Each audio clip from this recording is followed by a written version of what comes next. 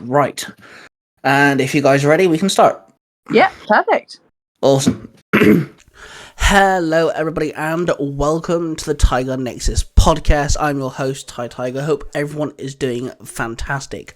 Now, before we dive into this episode, I do want to quickly note that yes, the topic of today's episode is being in an intimate relationship, but also being in an open marriage. My guests this episode are in an open marriage, and that is their lifestyle, that is their choice. So this does not mean or condone any form of harassment or bullying towards them. You know, this is their lifestyle, this is their choice, this is a healthy, positive conversation between myself and this couple. Once you listen to the whole episode, maybe your thoughts don't have to change on open marriages whatsoever, but you'll understand that they are a very nice couple. They're awesome. There's such a blast to talk to them. They're absolutely lovely. I know pretty good. I'm pretty deep into this now after this conversation. I'm also following them on TikTok and stuff more, and I'm also part of their Discord server now and things like this. So I think they're really class people. They're really cool. But yeah, this does not condone any negativity. This does not promote any hate towards them of any kind. So that being said, I hope that you guys enjoyed the episode. I know I did. I really enjoyed talking to these two. And yeah, let's go. Welcome to the Tiger Nexus podcast, a place where you'll find interviews with content creators and geeks alike. Your host, Ty Tiger, has delved upon the Nexus and found interesting content creators and geeks of all fandoms. This podcast is connected to the Zero Hero Network, and now we dive in with another episode! Hello, everybody, and welcome to the Tiger Nexus podcast. I'm your host, Ty Tiger, and today's episode might actually be the most interesting conversation not only have I had on the podcast, but with a couple I've ever had. This is going to be... I'm actually extremely excited for this. Welcome, Heaven Tom. Welcome to the podcast. I hope you guys are good. How are you? Yeah, very well. Thank you for having us on. Hello, yes, thank you. So I'm going to just start this off with... Do you guys want to explain exactly why you're on the podcast and kind of your content? Because I think that's a good way to start it. Yeah, do you want to go back? Yes, so essentially we are a married couple, but we are also in an open marriage / open relationship. And that's what we go live on TikTok talking about. Yeah, and that's where Ty found us. And yeah, that's what we're here to talk about. Yeah, so... I just love finding people who are so open and so courageous into, you two just sit down and you talk about it. There's no bullshit, there's no faffing around or anything. You answer questions honestly, and I think it's great. And when I saw you two, I've watched you guys live a good couple of times now, and I was like, I need to talk to these two. They'd be great on the podcast. You both seem very bubbly and energetic. I thought it'd be great. So, do you want to explain? Most people would know what an open marriage is, but for those who don't, do you want to explain what an open marriage is? Yeah, so an open marriage is essentially one where you have sexual or romantic relationships outside of the kind of marriage structure. So for my husband and I, we have sexual relations with people outside of our marriage. We've been doing this for about 2.5 years. We got married about 7 months ago, so we've been open as long as we've been married, longer in fact. And yeah, we play together, we play separately. Anything you wanted to add on that one, Bob? No, I think you encompassed it pretty good there. It's almost like we talk about this a lot. It is. Yeah, you kind of have this very well rehearsed. So how did you guys get into the whole open marriage? How did that come to be? There's a little bit of deep lore on that. So when we first met, we met on Tinder.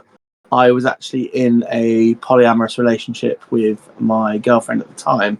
And Hev had never ever heard of an open marriage or an open relationship or polyamory. So it was a little bit of a stark introduction. You weren't quite not that understanding, but you weren't 100% okay with it. Mm. So you did keep your distance a little bit, didn't you? I did, yeah. I was very apprehensive. I'd grown up in a very monogamous environment. So, meeting somebody and having a connection with someone who already had a partner, it was hard to try and fight that, no, this is wrong. So I understand when people tell us that they think it's wrong, but there was something about you that I was like, okay, but I kind of want to keep talking to this weirdo. So, yeah. I think the kids would call it Riz nowadays. Okay, I'm divorcing you. Well, this was a nice open relationship, but I guess we'll see you later. But yeah, after Tom and his girlfriend at the time broke up, we were monogamous for about 6 years. And then I'd said to Tom that if there was anything kink-wise that he wanted to explore with people that I wasn't interested in exploring, I'd be happy for him to do that outside of our relationship. And that's really kind of where it stemmed from. And then over the years, it's gone from being kind of exclusively things we don't do with each other to just a little bit of everything. And we enjoy the different interactions we have with different people, and the different styles that people have, and as well as that kink side of things as well. But also, and this might be a bit foreshadowing, I would say that we weren't quite monogamous, we were monogamish. We were. There were a few occasions where I was like, hey, you've got that friend, why don't you, explore things with them a little bit? But it wasn't like a main thing. It wasn't something that we kind of focused on. Yeah, it was more you kind of saying if you wanted to be with other people, I'm fine with that. It was more me that wasn't. Yeah. So when I came to you and said, you know what, I think I'm okay with this, you were like, okay, let's do this. Yeah, definitely. So, just an assumption here, I'm guessing the communication between you two have to be dialed up to 100. It has to be complete open, because like you said, you're exploring things with different people. Jealousy is always going to be a opposing factor. Maybe there's always that chance. So I'm assuming your communication, I'm guessing that's a big thing for you two. Oh yeah, absolutely, definitely. Our communication is I probably can't, the most important thing. Yeah, and I can't see our communication being any better than it is. We're not afraid to have uncomfortable conversations with each other, because we know that just because we're having that conversation doesn't mean that we don't love or respect each other. In fact, it means we love and respect each other more, that we're not willing to let things fester and bubble. As soon as we notice a problem, we will bring it up there and then and work together to resolve it. We always say that we're a team, and it's us against the world, not us versus each other. Yeah. So yeah, I would say that we have a really, really strong communication. And people from the outside do seem to see us as almost on a level with each other that's unparalleled, because there's some times where we'll be in a public place and me and you will start singing the exact same song at the exact same point at the exact same time, and everyone's just like, what on earth is going on? We do have this incredibly unique sync. I think we really, really are in tune with each other. Yeah, I say this to a lot of content creators I talk to. I always ask about spouses and things, because it's really intriguing to especially hear about content creators who their spouse isn't a content creator and how they deal with it and stuff. And me and my fiance are very much in tune, to the point where I'll have a thought and then she'll say out loud the thought that I just had. It's almost like my brain is now in her head or something. It's really strange. So yeah, it's nice that communication. I completely believe that communication is possibly the top thing that every couple should have. Totally agree. Agree. You mentioned how you grew up very monogamous, in a very not strict, but very straightforward thinking. Then do you think that's made you a bit more understanding towards the people who will sit there and say to you, oh, your lifestyle is wrong, or your lifestyle's against God, or whatever the hate comment is? Do you think that's made you a bit more understanding towards those who may feel a bit unjust towards you guys? I think perhaps to an extent. I mean, I'm a very kill 'em with kindness kind of person anyway. So, whenever we do get negative comments, which aren't anywhere near as common as the positivity and the curiosity is probably the most common reaction that we get.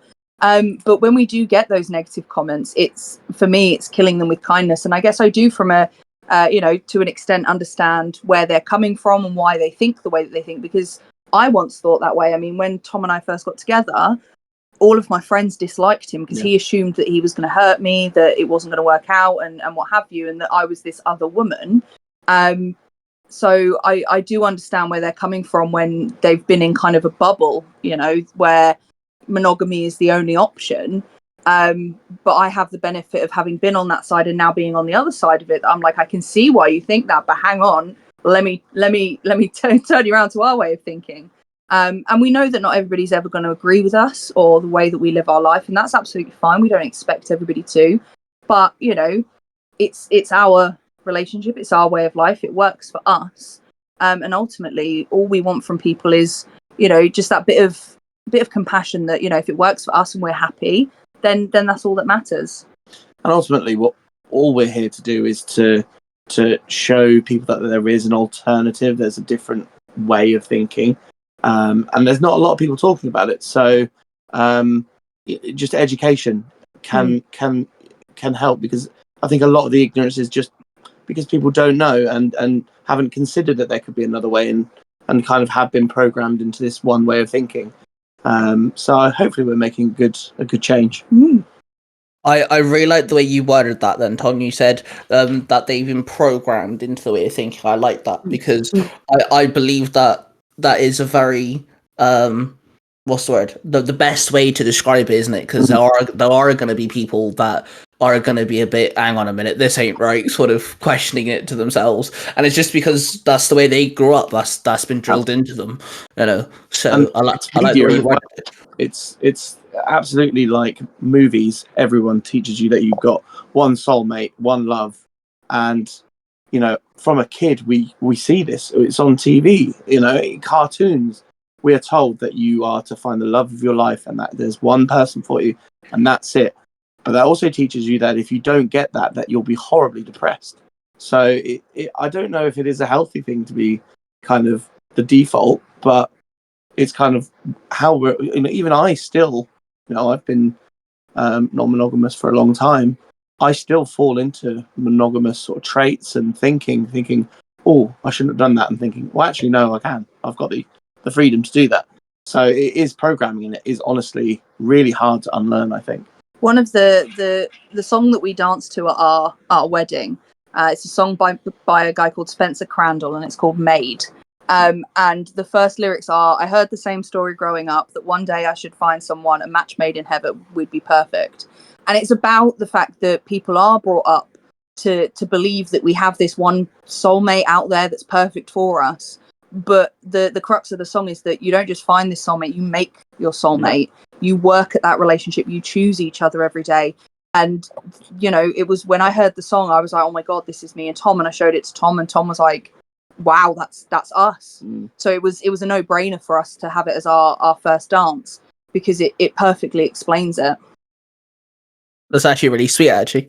That's actually really sweet. So when it comes to you guys being open and you guys exploring things of different people and stuff, are there things that are specifically for you two that you don't share with anyone else, whether that's romantic, sexual, whatever the case may be? Is there anything just for you two?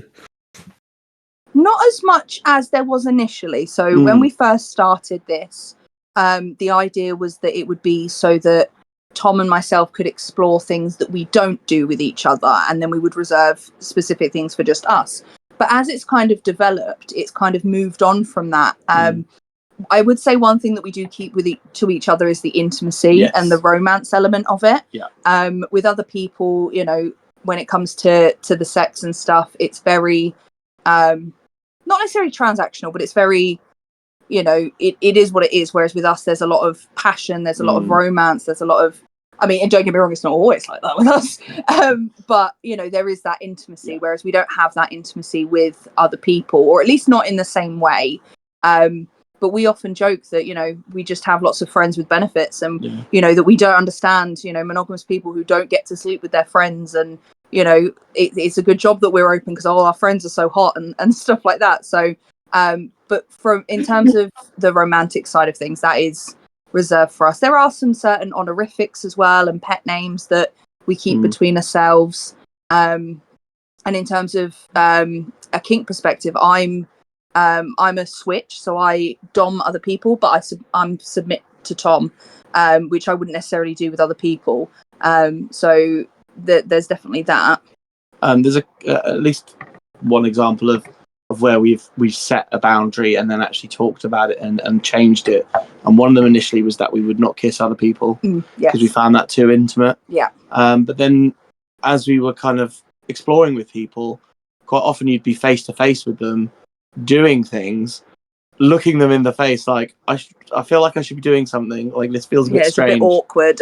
So we kind of talked about it and realised, well, actually in the middle of the act, kissing is okay, but outside of that, if we were just hanging out, like we wouldn't just make out with someone, and that's still reserved for us. And another one is not using protection. That's only for us. That is something we only do. We use protection with all other people.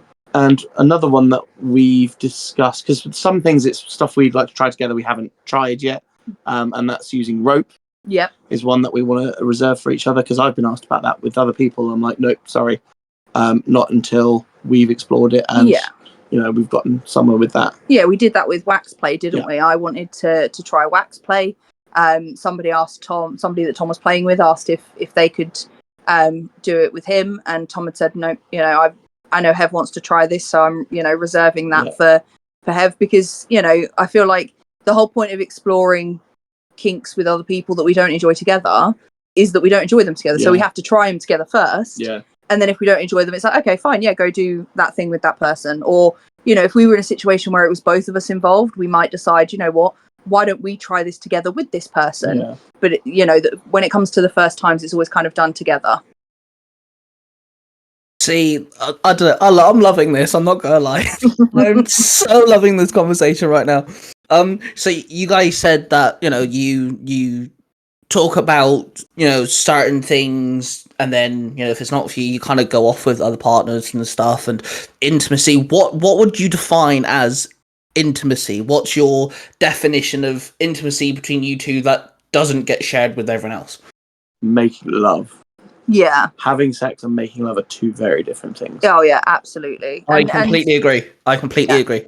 And it's not always making love with us. Oh no. No, sometimes it's very, very animalistic, very raw, very rough. But that kind of intimate, lots of kisses and words of affirmation and stuff like that. That tends to be for just us. And also, I'd say dirty talk to an extent. Yeah, I don't do that with other you don't people tend to talk dirty with other people, whereas with me, you don't shut up. Yeah.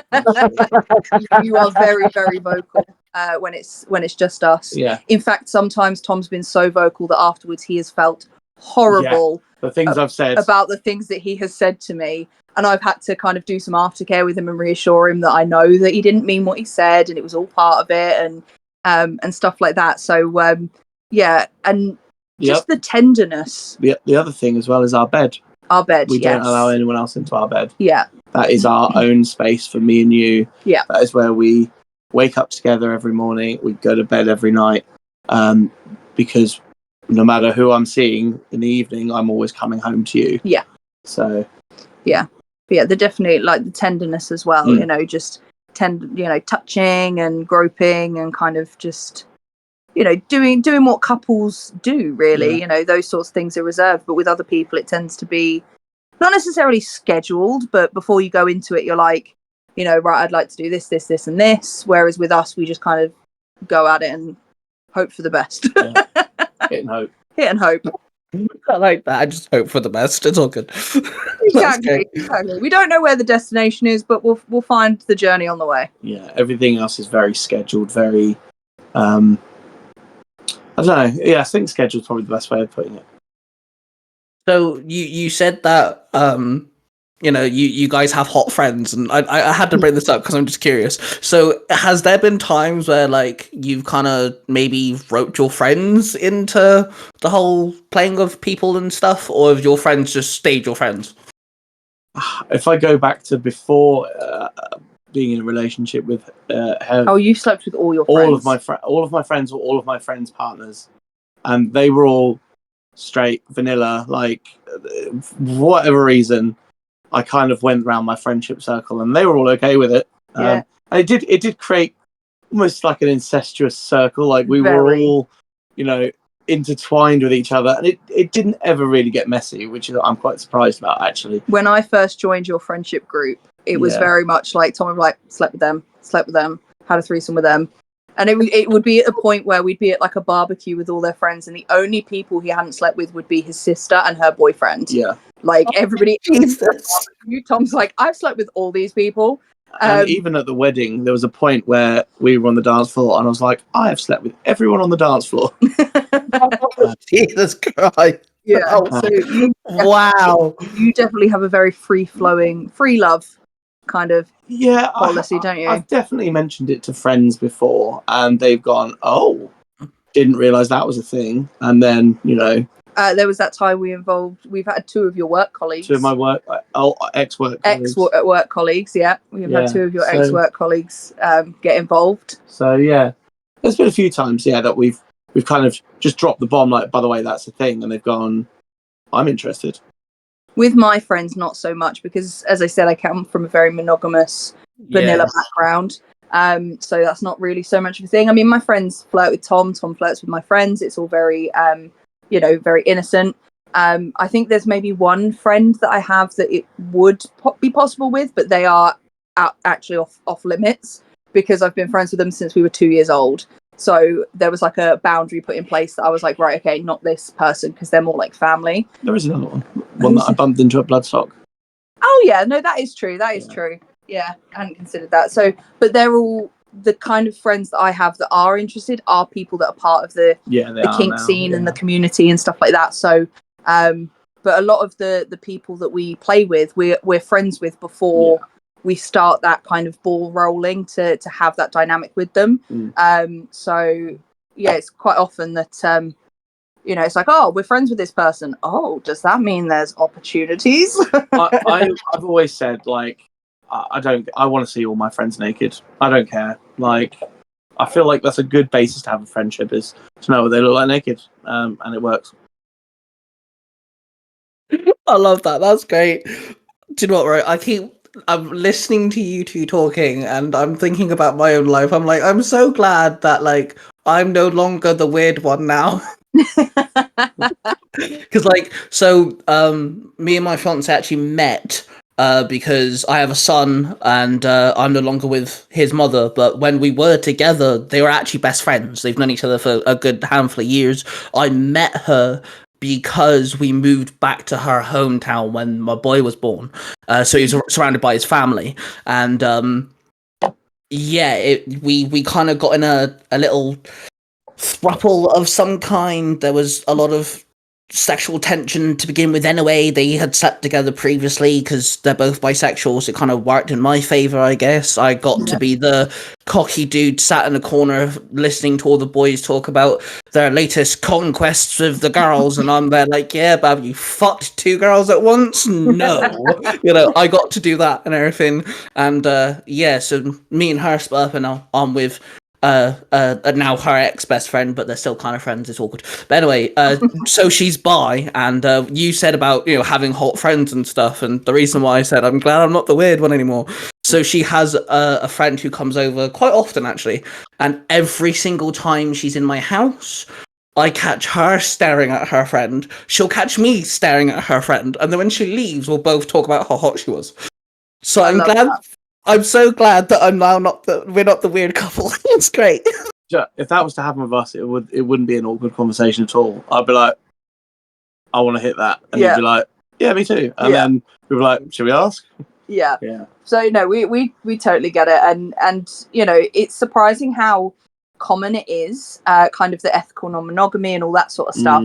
Until you're kind of part of that community, you don't realize how wide-reaching that community is. We've got friends who have been married for, I think, 15 years, who have 2 kids. They've both got professional jobs, but then they've also got other partners. So, it's all sorts of people. One of the things we actually get quite a lot in our TikTok lives is people go, oh, it's always the same people in open relationships, and we're like, well, actually, we know a lot of people in open relationships, A lot of different people. they're all so different. And we know a lot of kind of solo poly people as well. So yeah, it's very interesting how far-reaching it is. And I've met people that are in the military. I've met people that are in, real estate. I've met a bona fide millionaire who is quite good with discretion, doesn't like people to talk about them and their exploits. So there's all types of people, and I think it's one of those things that is more common. It's not talked about, and maybe some people don't have a name for it. I think it's definitely more common as well in the kink community. Yes. I mean, we know somebody who is in the army and is a little. Yeah. You know, he enjoys wearing nappies and dressing up and being treated like a baby. You know, so it's the people you least expect. Yeah. That, you know, on the outside they may look like monogamous vanilla people, but actually when it comes down to it, they're kind of freaky. Yeah, that's definitely true. We quite often, taught people, and sometimes something would get brought up in conversation, and me and my fiance have dealt in the whole, sharing a woman and stuff before and all that jazz, and it's just like we're now questioning the people who make slight comments and the people who will like hint at stuff, who are now sat there like kind of like twiddling our thumbs like, well, this is intriguing, because you never know, not everyone's as open as you guys are. Like you said, you guys are on TikTok live talking to people. Not everyone's comfortable talking about their sexuality, how they want to be treated and all that stuff. Some people are still quite reserved, which in a way is kind of sad that we live in a world where people grow up like that, in my personal opinion. I think that's actually quite saddening, really, that not everyone feels comfortable. But I really like the way that you guys, do go live, and like I said, I actually watched you guys for a good couple of days live before I thought I'd ask you guys to come on. It's actually, I think it was, I can't remember who, I don't remember the comment, but someone made a comment about like blocking you because of the way you guys live or something, and Hev was just like, all right, bye then. Yeah. It's just so blasé. I was like, oh my god, this couple's amazing. Yeah, we're very no nonsense. Like I was doing a live this afternoon while Tom was working, and I had people coming in who were like, oh, you're look at the state of you. I can't believe you'd get more than one man. And I'm like, well, you need glasses, sweetheart, because I'm fucking hot. Like, we're very much like just killing with kindness, and then everyone, it kind of boosts everybody else's, everybody has a giggle about it, and they're like, oh my god, this is great, we love the energy here. But yeah, if people come into our lives and they're like, this is wrong, we're like, you are not here under duress. Like, you can leave. Like, just grab your phone, just scroll away. If you want to block us, delete us, whatever, that is absolutely fine. We are not going to be offended. We're probably not even going to notice. And we have had to learn like the TikTok game. Oh, yes. Because we used to get banned every time we went live, sometimes within 10 minutes. Yeah. And some of it was maybe some of the topic matters, but I don't think that's it as much. I think some of it was responding to the trolls.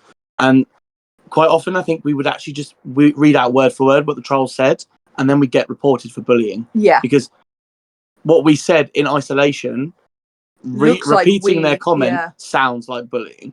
So I think we're on like, it's like our 10th in a row that we've not been banned. Yeah, it took some trial and error definitely to get used to what TikTok does and doesn't like, and we have to be very kind of reserved with what we talk about, which is why it's one of the reasons we wanted to start our podcast, is so that we can have those more open and frank discussions and talk about the nitty gritty, which we know that's what everyone wants to talk about. Everyone wants to hear about our stories and our encounters. Everyone wants to hear about how I got pneumonia from a sexual encounter. Everyone wants to know why Tom's nickname is Squirt Cobain. Yeah. So, it was one of those things. It was like, we're going to have to take this off that platform. Yeah. But in order to be able to make any success out of it, we need to build within the TikTok platform. And in fact, I'd been telling Tom for years that we should start a podcast and that I think people would love our relationship and the way we talk to each other. And Tom was very like, oh, I don't think people will want to listen to us, blah, blah, blah.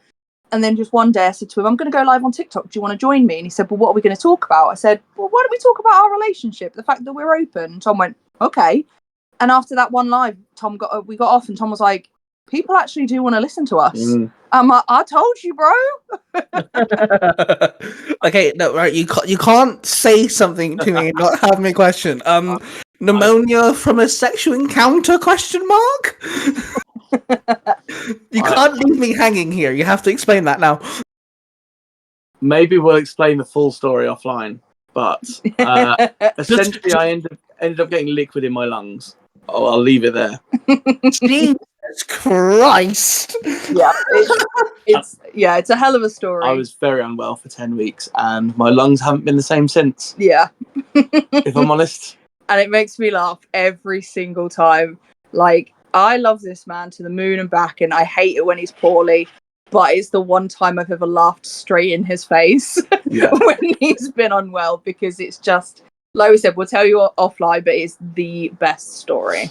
But it does also lead into a topic that we don't really talk much about. Is I got in trouble for telling that story, even though I anonymized it. And the circles that we move in, because everyone is so close and knows everyone, there is a high chance for drama. There is a high chance for people to get upset, for people to get feel like their territory is being moved on, personalities to clash. Absolutely. So I probably shouldn't talk about it on the podcast, but it is what it is.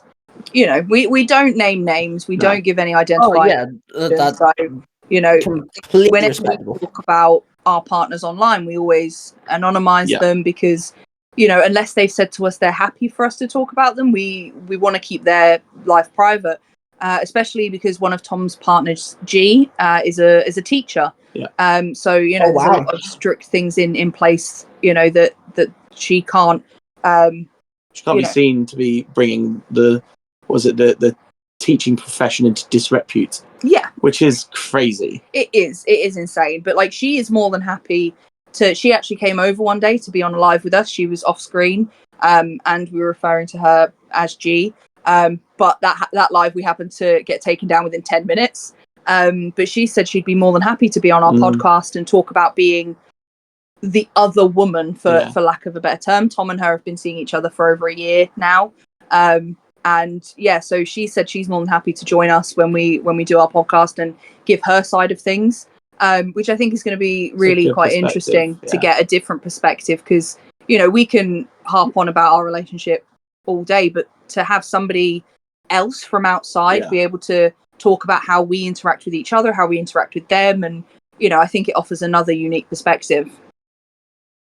Yeah, that'd be really cool. When your podcast starts and everything, you're gonna have to send me a link, because I'm definitely tuning into that. That'd be great. Oh, for sure.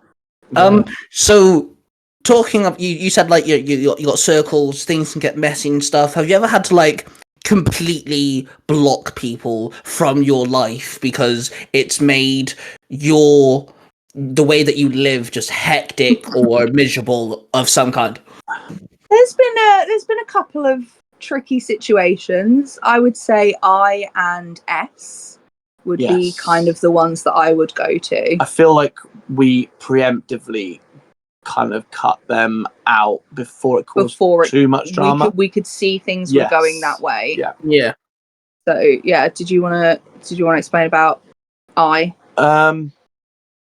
So this is someone I kind of met a few times and got on with, and had quite a lot of lengthy conversations with, and you hadn't met them originally, and then we kind of started seeing each other, and you were like, I do not like this person. I do not like this person. But it was a personality clash. It was a personality clash. It wasn't necessarily that she'd done anything. We just didn't vibe. No. So we went on for a while. And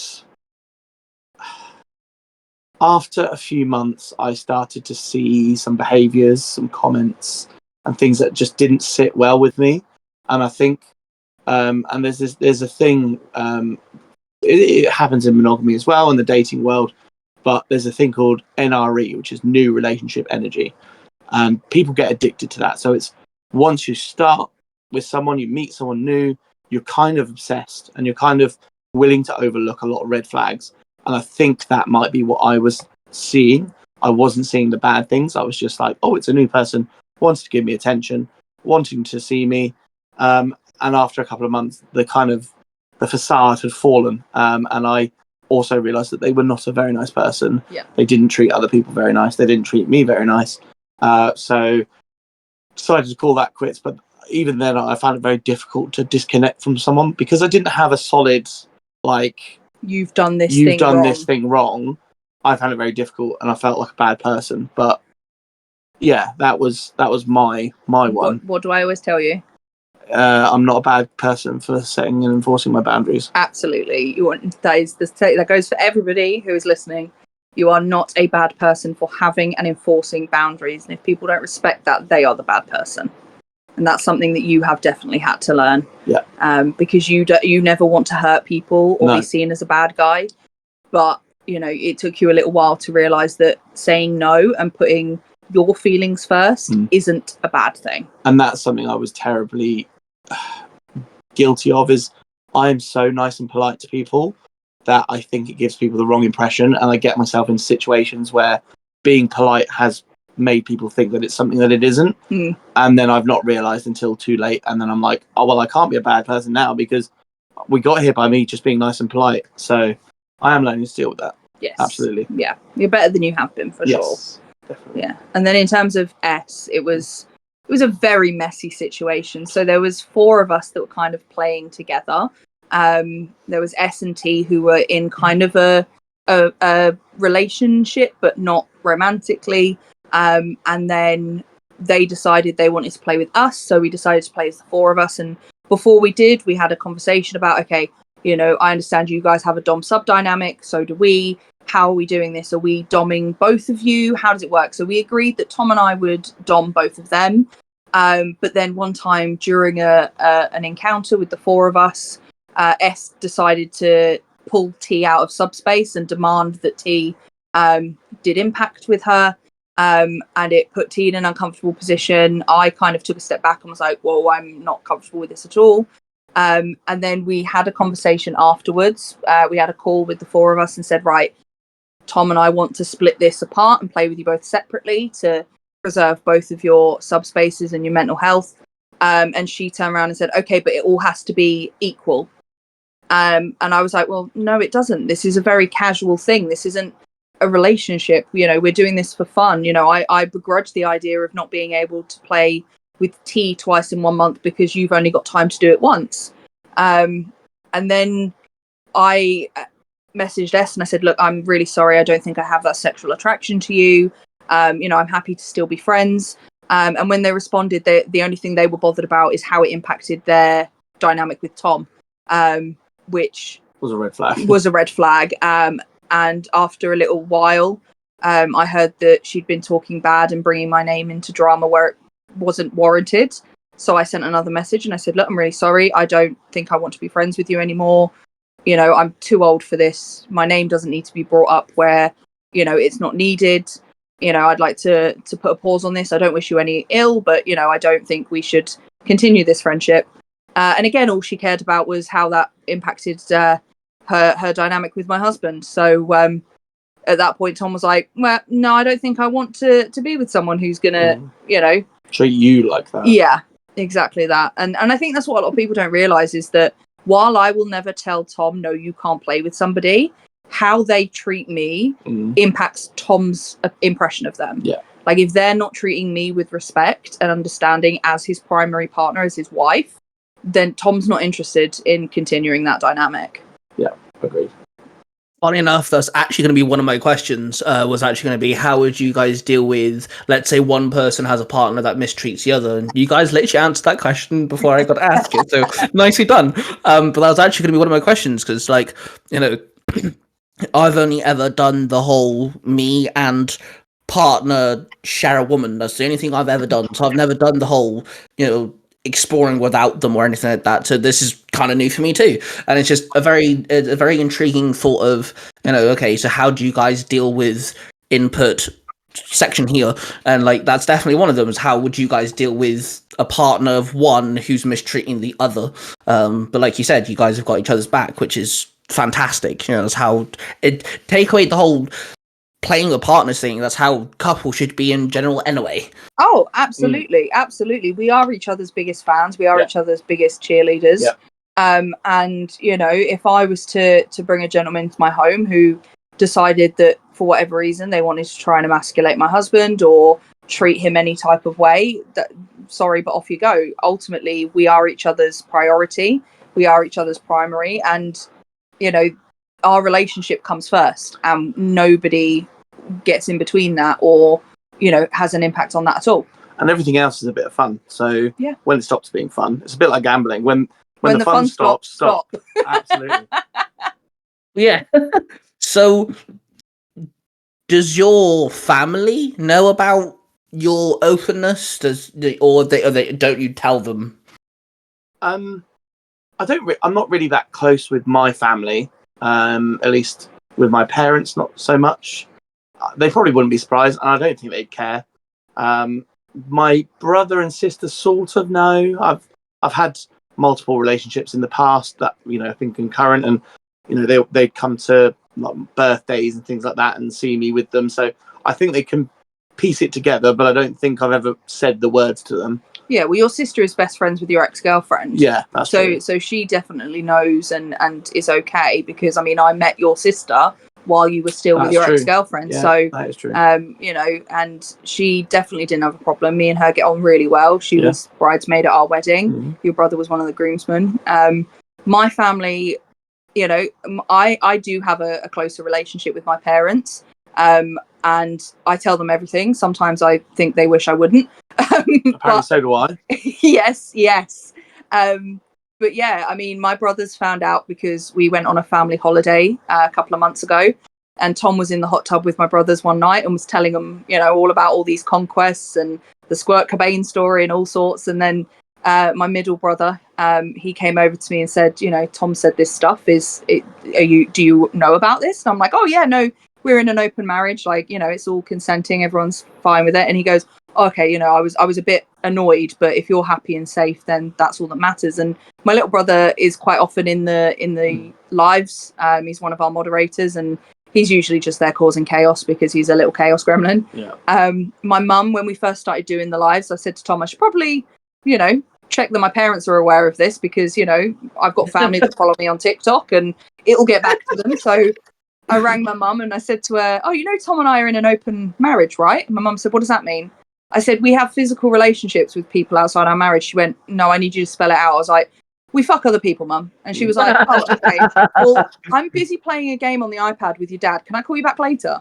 So it shows how bothered she was by that. And your auntie is my auntie in the lives as well. Yeah, my auntie's in the lives as well. And on one of the websites that we're on.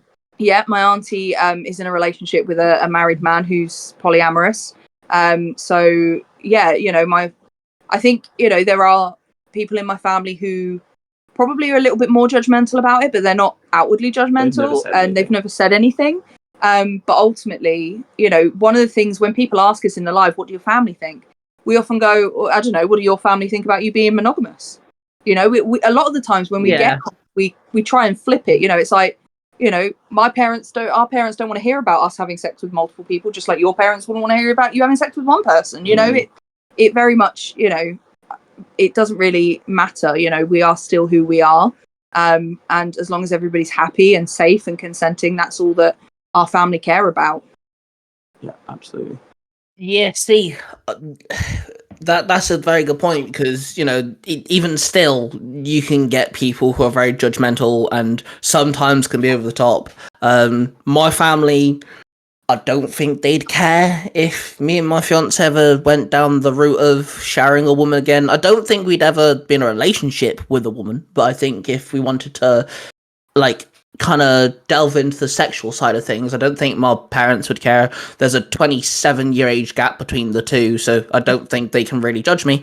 Anyway, and then my fiance's parents don't talk to me. They're not very fond of me for some random reason I couldn't even tell you, to be honest. So even if they were going to judge me, it's nothing new. So I'm not really bothered about what they think.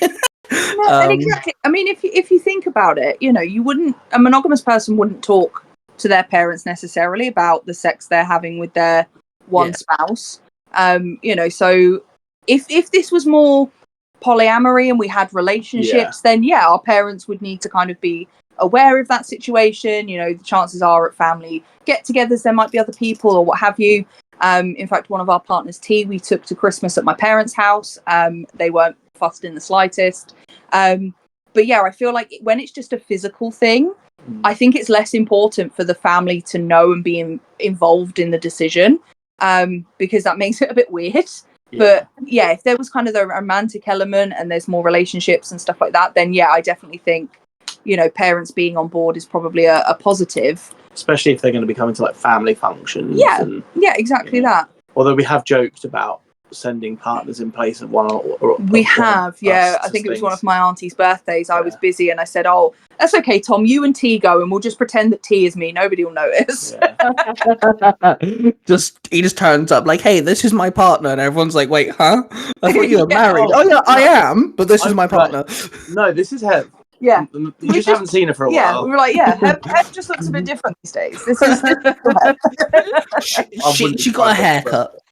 Yeah, exactly. She just looks a little different nowadays. But no, we're very fortunate that our family, our siblings, our parents are very accepting of our lifestyle, because they know that it doesn't change us, because it's not like we started this and things changed. We've been doing this for 2.5 years, and they've only just found out, and they're like, oh well, I mean, you're still the same person you were 10 minutes ago. So also your work as well. Your manager follows you on TikTok. My manager follows me on TikTok, and in fact introduced Heather's Kinky Corner on our Friday meetings, where I teach them about a new kink every time, and they're a group of older women and very, very intrigued, and the responses I get are very interesting.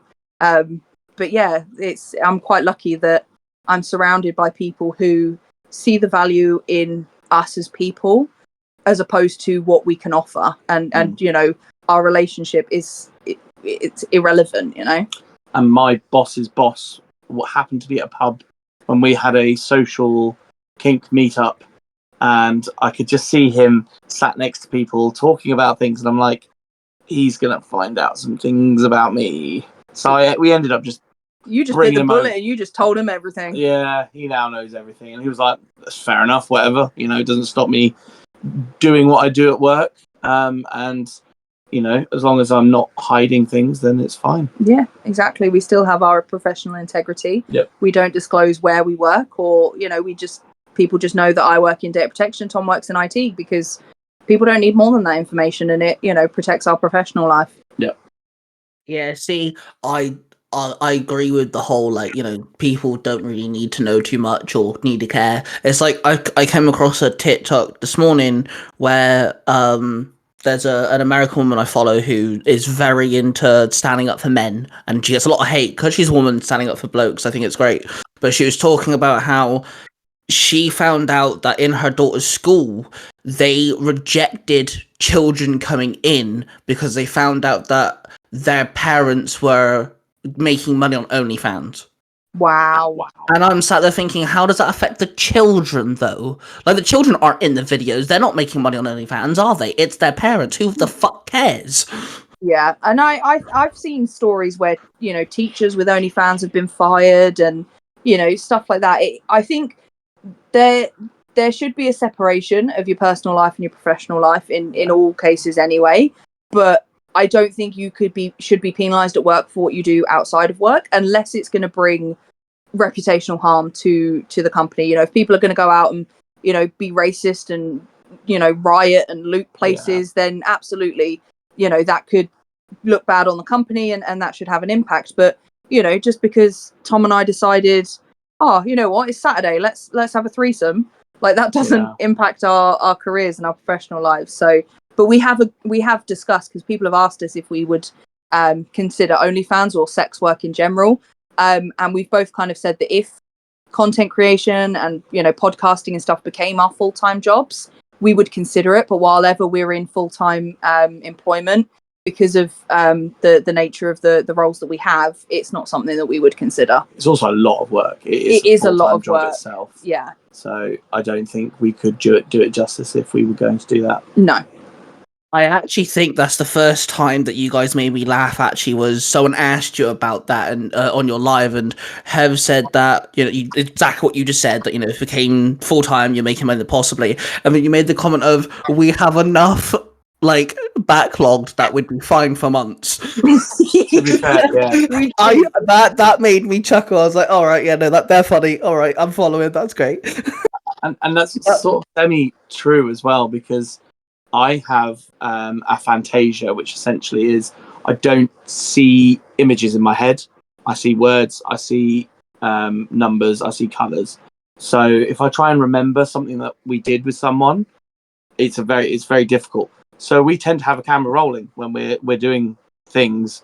So we do have actually quite a bit of an archive of home movies, shall we say? Yeah.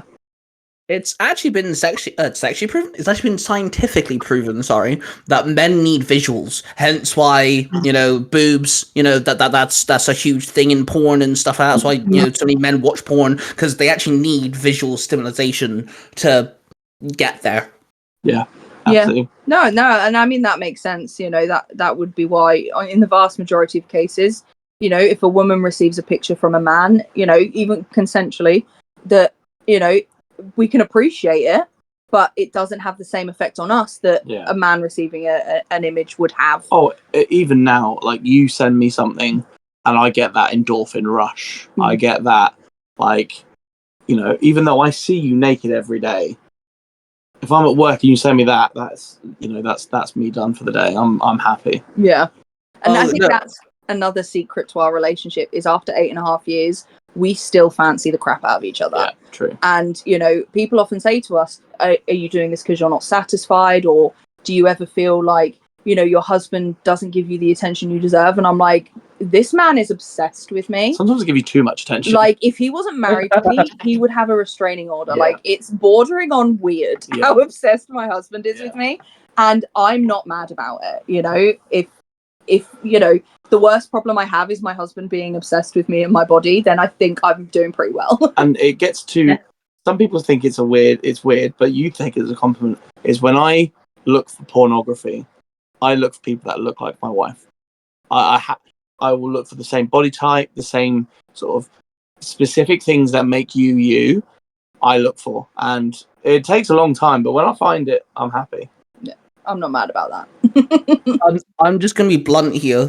First off, I'd do the same with my fiance. If porn's ever in the picture, then it has to be something that is similar to my woman. It has to in some way be similar. And then you mentioned the fact that if Heather ever sent you a picture that you happy for the day. I've been with my fiance now for 5 years, and again, I see her naked quite a lot, but when we do spend time apart, because again, her family don't like me, so she'll go see her family by herself. There's weekends where she'll go away and stuff. If I get a cheeky pic on Snapchat or whatever the picture is, I'm pretty chuffed for the day. I'm pretty proud. I've got a smile on my face now. I'm cool. Turns you into like a teenage boy. Yeah, like, exactly. Like, oh, okay. It's like I'm just we see boobs, but if we get our woman's boobs as a picture, then we're just like a kid in a candy store all over again. I've done it to you before. When I've gone off to the loo while we're on live, I'll stand behind the phone flashing Tom, and Tom just zones out and he's like, I'm very sorry, I cannot read any of your comments right now. Like, what are you looking at? I'm like, I can't tell you. And everyone, people that know me are like, they're like, Hev's got her boobs out for sure. And that's great. When we're on live, is you get a lot of. I get a lot of naked pictures and videos from people that are watching the live to distract me. Yeah. I can't say I'm upset about it. I mean, I actually think I need a new phone with more capacity at this rate. Yeah. I definitely think the split of our lives is people who are interested in us, people who are curious about our lifestyle, and then trolls. Like, it's those three those would be the biggest categories that we have. We have converted so many trolls, though. People have come in and they've said, oh, I actually came here to troll, but you guys are actually all right. And, they've actually, by the end of the live, they're like, I'm going to pop you a follow. You're all right. So, it's not often that we get a lot of negativity that stays negativity. Yeah. See, negativity is, in my personal opinion, one of two things. One, it's the lack of understanding. In your case, that makes sense. Or two, it's a borderline form of, not jealousy, but I guess that's the only word I can think of right now, is, they see what they don't have, and then that upsets them in a way because they truly believe they can't have what the person has, so that makes them lash out, if that makes sense. Yeah, I mean, Tom said before now, when people have come in and said, oh, it's not right, blah, blah, blah, Tom's like, well, let's not pretend that you wouldn't cheat on your missus. You're just jealous that I can do it and not get in trouble for it. Like, the bare bones of it is, like you say, it's either ignorance. People have no idea what our lifestyle is and assume that we're perverts. They're not wrong, but not for the reasons they think we're perverts. But then also, it's people who they couldn't fathom being in a relationship where there is this level of trust and communication. And, the amount of women that we have that are like, oh, I couldn't do it. I'm too psycho. Oh, I'd hit my man for that, blah, blah, blah. And 6 years ago, that would have been you. Yeah, absolutely. You would have said exactly absolutely that. Absolutely. I was very much that person that, Tom would be talking to someone and they'd be laughing. I'm like, why are they laughing? He ain't that funny. Whereas now, people are laughing. I'm like, yeah, you laugh at my husband. He funny. I see you over there not laughing. Laugh at the man. The laughs in the bag. Put the laughs in the bag. Yeah, absolutely. We do get like two very... The trolls are either... he's coercing you, babe. Like, you can do better than this. Or they're against me and they're like, he's just a cuck. And it's like, if you sit here for like 5 minutes, you realise, actually, it's mostly us sleeping with women. Yeah. Which definitely doesn't fit under the cuckold barrier. No, not traditionally, no. I do try to educate them that that's actually a dynamic and there's humiliation, degradation involved, which is not something that we do. But it's a buzzword now. Yeah. And people will try and use it. And I guess it's an opportunity for them to use it and then sort of almost hit the mark. Then feel validated that I used it in the right context. In their opinion, the right context. Yeah. But yeah, it is interesting. Yeah. And I find that a lot of them you just can't reason with. You just got to, be nice to them. Or sometimes I do shoot back a little bit. You do. I often, people are like, oh, who would ever get with you? And I'm like, well, I can see that you don't need contraception because your personality is stopping you getting laid. And quite often people don't reply once I shoot that one off. I had a couple today that kept saying like, oh, you're, talking about my weight because I'm a plus size girl. And I just kept saying to them, I'm like, well, I can lose weight, but you're always going to be a terrible human being. Just bear that in mind. And I had somebody today come in like, find Jesus, find God, blah, blah, blah. And I'll go, no, they said, God is watching you. I said, is he watching me right now? Because all I'm doing is making bracelets. This is pretty boring. I feel like there's more important things he should be watching. And they were like, that's blasphemous. You're going to hell. And I went, well, actually, you've come in here and used the Lord's name in vain to be rude to me. Is that not blaspheming? Yeah. And people are like, oh, shit, she should flip the script. Yeah. Yeah. You've got to be scientifically accurate when you come for us. That's for sure. Do you know what? There are times that we go, do you know what? That was pretty good, actually. We'll concede. If we hear a troll comment that we've not heard before or an insult we've not had before, we'll be like, you know what? I rate that. I like that. You can stay. We'll give credit where credit's due. But if it's the same things, oh, you're fat. I'm like, well done. We both have eyeballs. We see our bodies. We are aware of this. You're trying to be mean, but you're not. You're just using an adjective. my favourite one is when people are saying, oh, you're both unattractive. No one will ever want you. And then a model put a poll up. Yeah. And it's like 32% of the live actually voted for one of us or both of us. So I think you're in the wrong live at this point. Yeah. Yeah, see, people, I find it more on TikTok than other platforms, but some people are just, they don't use their brains. You guys say that you you kill with kindness, you word kindness in ways. I'm a sarcastic son of a bitch sometimes, and I'll get comments of people like, oh, you're definitely a pedophile. So I'll reply to that comment with a video showing off my fiance going, how old are you? And she's like 24. I was like, last time I checked, a 24-year-old doesn't fall under the terms of pedophilia, I'm afraid. You're going to have to check the dictionary again, mate. We've had a couple of trolls recently come in because we have 4 cats. And somebody came in and was like, do the cats get involved? I'm like, if you're thinking about cats in a sexual conversation, like, you should probably be looked at. Like, your hard drive needs to be checked. Or people they'll ask us about kids, and we're like, again, we're talking about sex, and your first thought is children. You should probably get some help. Yeah. Like, and we're the bad people because we sleep with consenting adults. Okay. Yeah, it's depressing that we can't just exist without people being upset. But it is what it is. Yeah, you're never gonna please everybody all of the time. You know, there's always going to be people who, even if they stop eyeball emojing me, there's always going to be people that aren't going to agree with you, even if they don't, in their core, disagree with you. They want to be controversial. They want to be funny. They want to get that attention. Yeah. I had somebody today who kept making negative comments, and I ignored them, and they were making the same comments. So I said to them, "Sweetheart, I can see you. It's very clear you want attention. So how are you? Are you okay? Do you need to talk?" And then after that, they shut up, because, you know, there's always going to be those people who are trying to get that attention from people, and to them, it doesn't matter whether it's positive or negative attention. You know, you see a lot of these debate lives on TikTok that, again, they're just trying to get people into the lives. They don't care if it's controversial or if it's negative. It's all about getting that attention. And people call us attention seekers, and we're like, yeah, babes, we are. That's why we're here. We're doing this. Everyone on TikTok for wants attention. Like, no one on TikTok doesn't want attention. We're not doing this for our health. We're doing this because we want attention, and we think this is fun, and we enjoy the people we get to interact with that we wouldn't necessarily get to interact with outside of a platform like TikTok. And we've met some. Well, we've talked to some amazing people through TikTok. Some really cool people. And I'm not just saying that because they want to have sex with us. Some of them are just generally pretty cool. Yeah, honestly, I think. So this would be episode 20. I want to say 27. I think about 20 episodes of this podcast is actually through TikTok.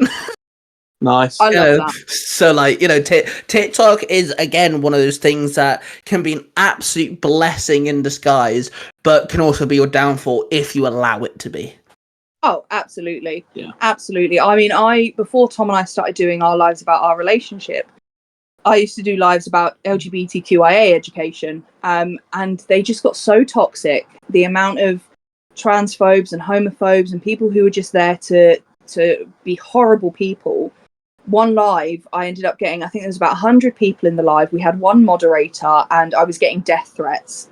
And I came off of that live and I was like, I'm not doing that again, because that's not what I want. Yes, we were getting the engagement, but it's not engagement in a way I want it. So I took a little bit of time out, and then, you know, my first live back was when I said to Tom, let's talk about our relationship.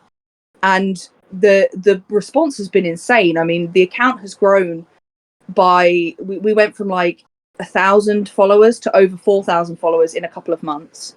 You know, we've managed to raise money to start a podcast because people believe in us and believe in what we talk about. We've got some generous people. Really We've looked for our kind of content on TikTok, and we've not found it. We don't find other couples that do lives where they talk about relationship, they educate people and stuff like that. We feel like we've really found a niche that to us doesn't feel niche, because it's our relationship, it's our life, which makes it so much better for other people, because we're not trying to, you know, we're not lying about things. We're not trying to create conversation. It's just natural. It flows. It's our life. The content writes itself. Yeah, exactly that. We don't need to think about what to talk about, because, you know, we live it. It's our life. Yeah, that's absolutely awesome. You know, you've actually got a very good point. I think you're the first, especially people to go live at least, that, you know, talk about the way they live, especially in the open marriage sense.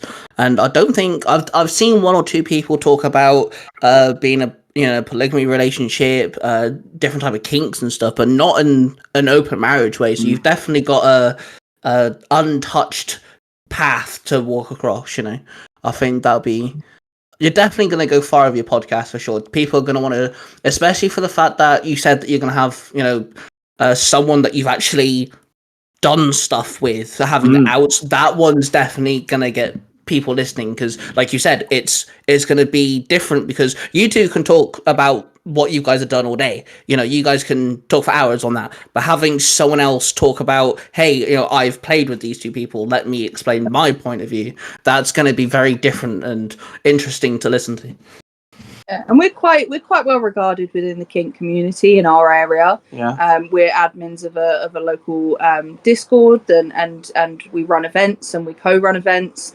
We're quite well regarded in the kink community. So we have a lot of people that are kind of subject matter experts that we can rope in to do episodes to talk about specific kinks. We've got a lot of friends who are more than happy to be part of the podcast to talk about their experiences, because obviously no two open relationships are the same. Yeah. So we've got people who are more than willing to come on and talk about their experiences being a married person in a polyamorous relationship, or being solo poly and what have you. So I definitely feel like it's an untapped market, and I think we're very lucky that we are such personable people that it's very natural, it's very calm, and we always say the vibe we want to give off on our TikToks is that you're FaceTiming with a friend. Yeah. It's very chill, it's very everybody's having a good time, there's a good vibe, and I think that definitely comes across, and it shows how comfortable we are with each other, to be able to have those conversations, and have them with other people. We have been told that there is another couple that will go live talking about open marriage, non-monogamy, but they're a OnlyFans couple. So I feel like they're from a completely different perspective of this is their job kind of thing. And possibly people can't relate as easily to people that don't have a day job and don't, it's not something on the side, this is something that they live. So I think we've definitely got well, I mean, you have a full-time job at CEX. So yeah, CEX. That's what people seem to think. I work at CEX. You're the final boss of CEX. We've had that comment a couple of times, haven't we? That is one of the biggest disses people seem to throw in my face. I get that all the time. I'm a massive geek, comic books, gaming, you name it, I'm in it. So when I go live, that's usually what we talk about. Me and my I got a little group of people that quite often tune in and will bring up a geeky conversation, and someone will just throw in, yeah, you definitely work at CEX. And I'm just sat there like, I'm a carer and I work from home 90% of the time. So if I work in CEX, I'm fired for sure. Yeah.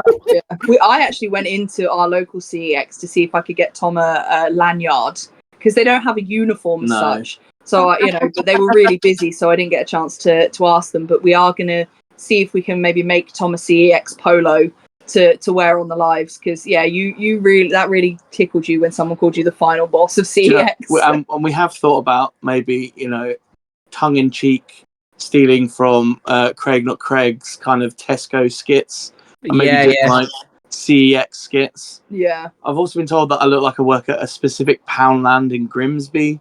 Oh yeah, that was cool. Yeah, I also look like I work in Greg's. It is quite funny, the assumptions people make, because they make these assumptions, but then they also make assumptions that we're on benefits. Oh yeah, which people will be live on TikTok at like 10:30 on a Saturday evening, and they're like, "Do you guys not work?" And we're like, "We do. We work Monday to Friday. We have full-time jobs. Like, this is our downtime. Like, but you are also on TikTok, my dude. So don't you work?" Yeah, that a lot of the time people are like, "Hey, you're this," and I'm like, they don't ever think, do they? Because whatever they throw at you, you can also kind of like just turn the table and go, "Well, same question to you, isn't it?" Like, definitely cases of people not using it. To a lot of people in our lives is I say, look, just hang around for 5 minutes, see how we interact with each other, see how we interact with the chat, and just see if we change your mind from that snap decision you made when you saw our faces and saw the words open marriage. Spend 5 minutes here and see if your unconscious biases have been challenged by what you think of us, by the way that we look, to how we actually are. And more often than not, people kind of, they end up, team monogamish at the end of it, because they're like, actually, what, you guys clearly have a lot of respect and love for each other. And that's clear when it comes across. But we always just say to people, spend 5 minutes here. If you still don't like us, absolutely fine. Please feel free to find yourself your way out. Absolutely. Yeah, it's not hard for people to scroll away. That's what I find quite amusing. People sit there and slag you off and say that they want to leave and stuff. It's like, well, you do realize it's not hard to put your finger on your phone and scroll up, right? That's how you. That's more than likely it's how you found me in the first place. Yeah, Yeah, we often just thank them for the engagement, don't we? I think it's a bit, for some people, it's a bit like a car crash where you just can't look away. Yeah, and we explain to people, we're like, okay, the way the algorithm works is the more you spend time watching a live and commenting on that live, TikTok thinks you like it and they're going to promote it to you. So if you don't like it, then don't engage. Simple as that. You know, we often joke with people that, you know, the algorithm do be algorithming. I bring up the algorithm all the time. I had a comment on my TikTok the other day. I decided to respond to it because I screenshotted my notifications, because not only did they comment on the video, they liked it and favorited it. So I showed off the screenshot and I was like, "You're dissing me, and you're saying that you don't like my content, but yet not only did you like my video, you've also favorited it, which means you're gonna keep finding me in your feed and stuff. I'm gonna keep popping up because you keep engaging with me." Yeah. Yeah, how do you, that makes some sense. How it works. And you know, the negative engagement is still engagement, and we find that the more trolls that we have actually brings more decent people in. And we have a very loyal people in our lives. You know, when our lives are up at like 300-400 people, obviously it's not possible for Tom and I to answer every question, which was something that at the beginning we were very keen to do. Yeah. But it gets impossible sometimes, and there's people who are repeatedly in our lives who are able to answer those questions for us, which is so wonderful. But also it means when people are trolling, they're like, you can leave, because they very much feed off the way that we speak to the trolls, so they don't attack them either, because they're like, well, that's not what Heather and Tom do. You know, they talk to them, they try and reason. If it's not going to work, then the mods will come in and mute them. It's as simple as that. Because we never block people unless they're being harmful. You know, we will mute people for the live, and if they come in and they're horrible again, then they'll keep getting muted.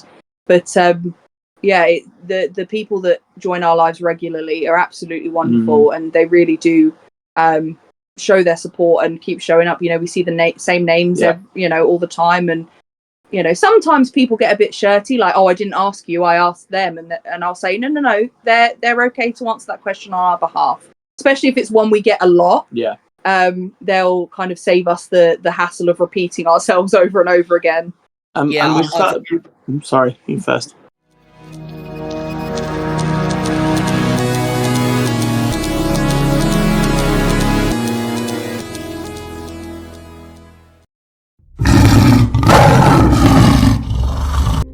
Did you hear that? Yeah, what was that? That was a tiger's roar, my dear Eric, and I believe that means that soon we will have a new episode of Tiger Tales on YouTube. If you like Power Rangers, Ben 10, Doctor Who, Pokemon, Walking Dead, Tiger Tales is a place for you on YouTube. Ty Tiger, my Parabatai, goes out and tells stories that he has written. They are amazing and they must be listened to, my friends. Trust me when I tell you, you will not be sorry. So, you want me to go listen to Tiger Tales on YouTube, right? That's correct, Eric. You and everybody else, go check out Tiger Tales on YouTube.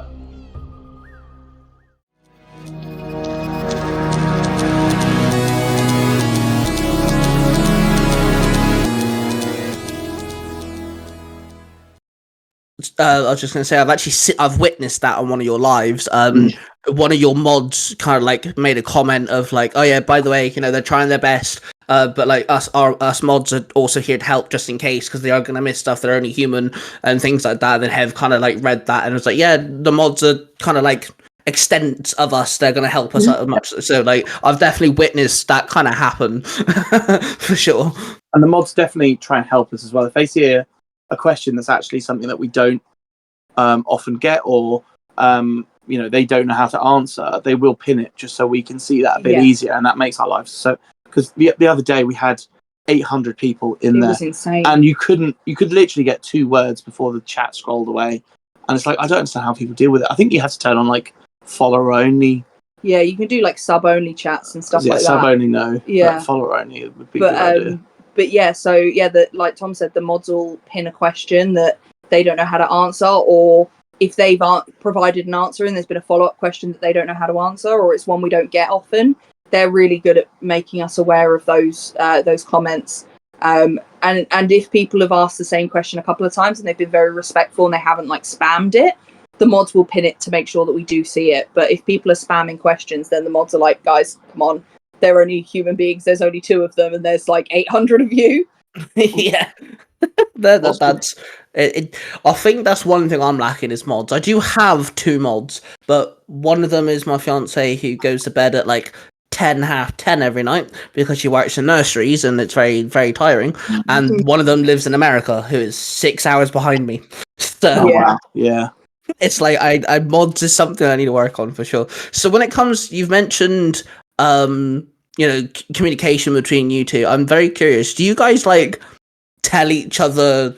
Let's say Tom goes off and has a hookup with someone. Would he come back and then do you guys share like all the juicy details, or do you guys just keep that to you and the partners that you have those juicy details with? If that's making any sense.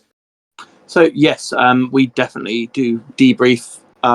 Sometimes in quite detail. Yeah. Because we definitely do enjoy hearing about the things that we do with each other and other people. So there is definitely an element of we want to know. Yeah. But also from a safety perspective and just making sure that we haven't sort of crossed any boundaries. We kind of we tell each other absolutely everything. And the people that we engage with are aware that that's how our dynamic works.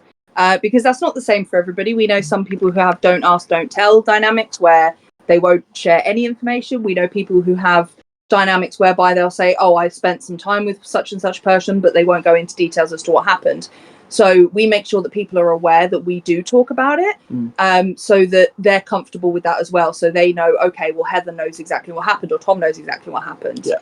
But yeah, we do. We talk in before, one of us goes out, before Tom goes out, we'll talk about, okay, this is the sort of thing we're thinking of doing today. How does that sound? And I'll go, yeah, sounds good. Then you'll go out, or they'll come over, what have you. If they've come to the house, we'll often debrief with them here. I feel like it adds that element of comfortability for them to prove that I am okay with this dynamic. Less so with the people that we've been doing this with for a little while now. But initially, especially the first couple of sessions, I'll always offer to make myself scarce because I understand it could be intimidating to be sleeping with a man while his wife is in the other room. So, I'll take Tom's bank card over to Hobbycraft. That gets very expensive for Tom. Or, I'll pop out and I'll pick up dinner or run some errands or what have you.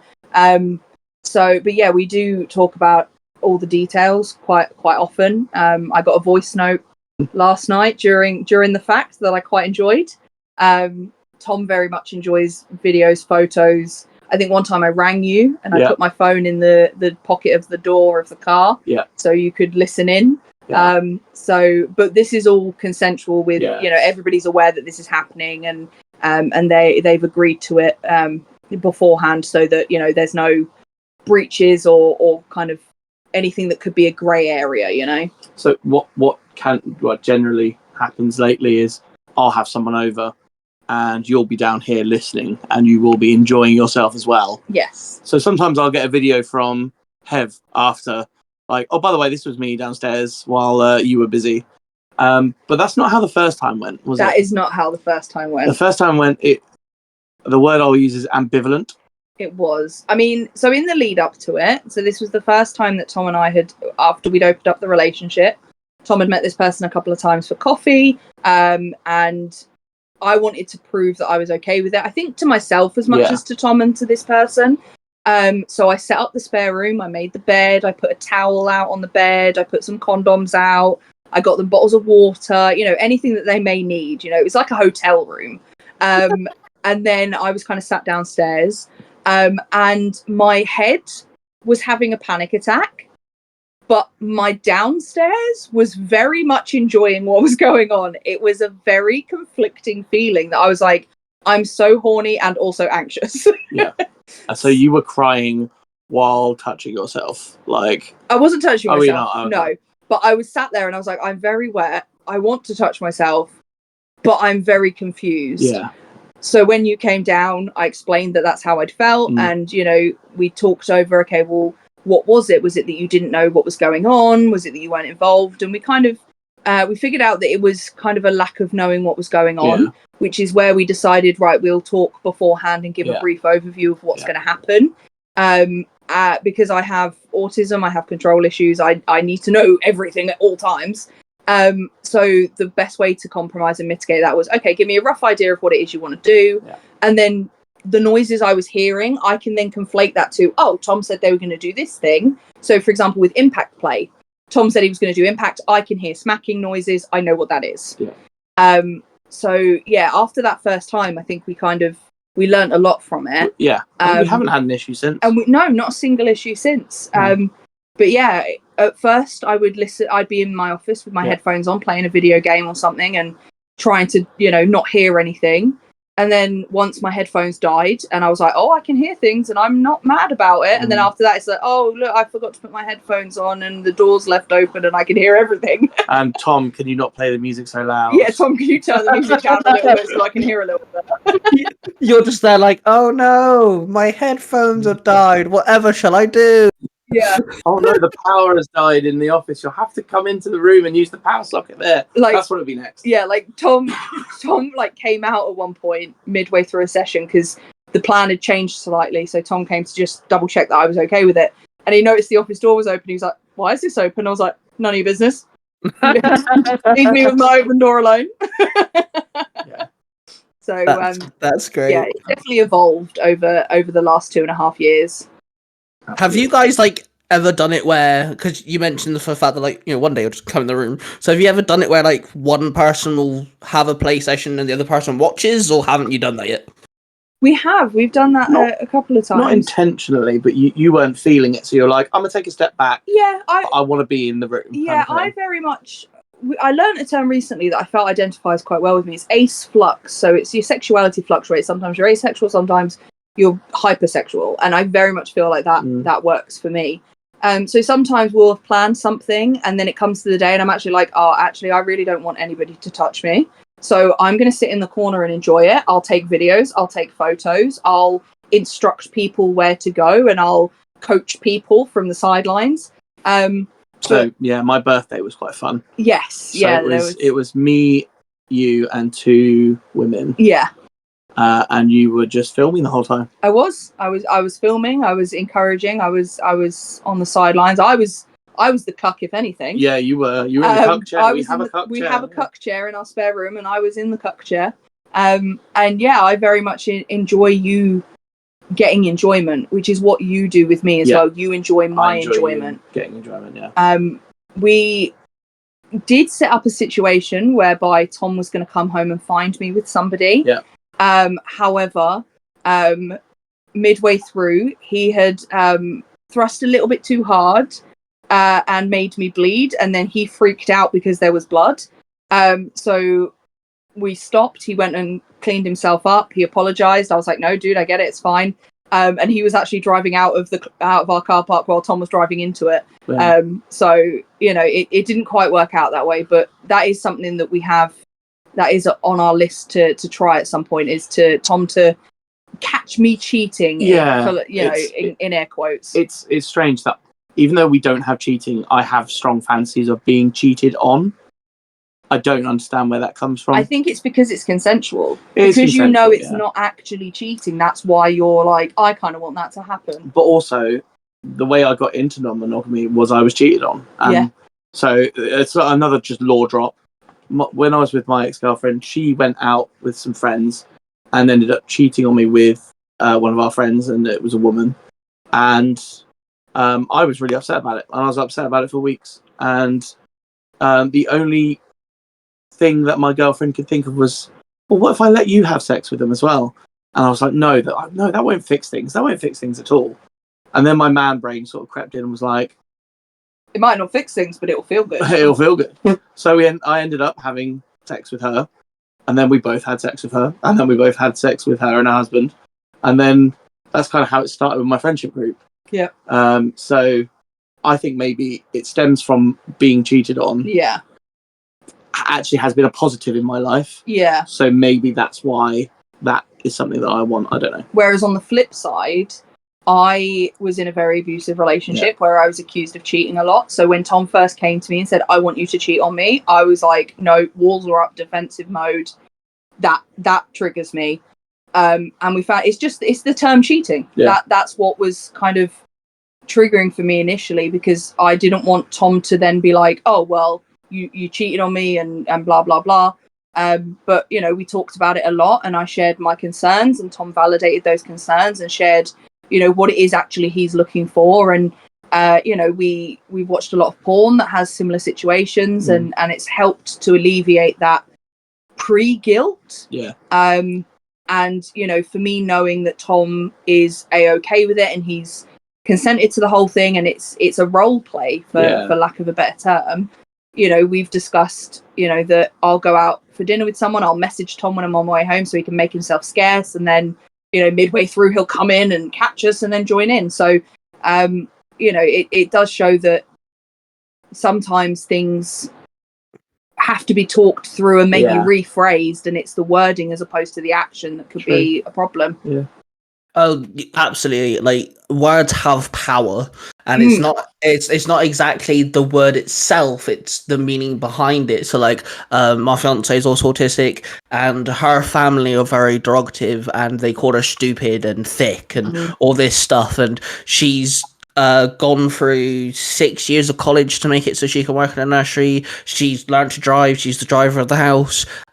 She's a fantastic stepmother. I'm very, very comfortable, very happy for the fact that I can leave my boy with her. Quite often, actually, I go out with my mates and we go to the cinema or something, and I've left him with her.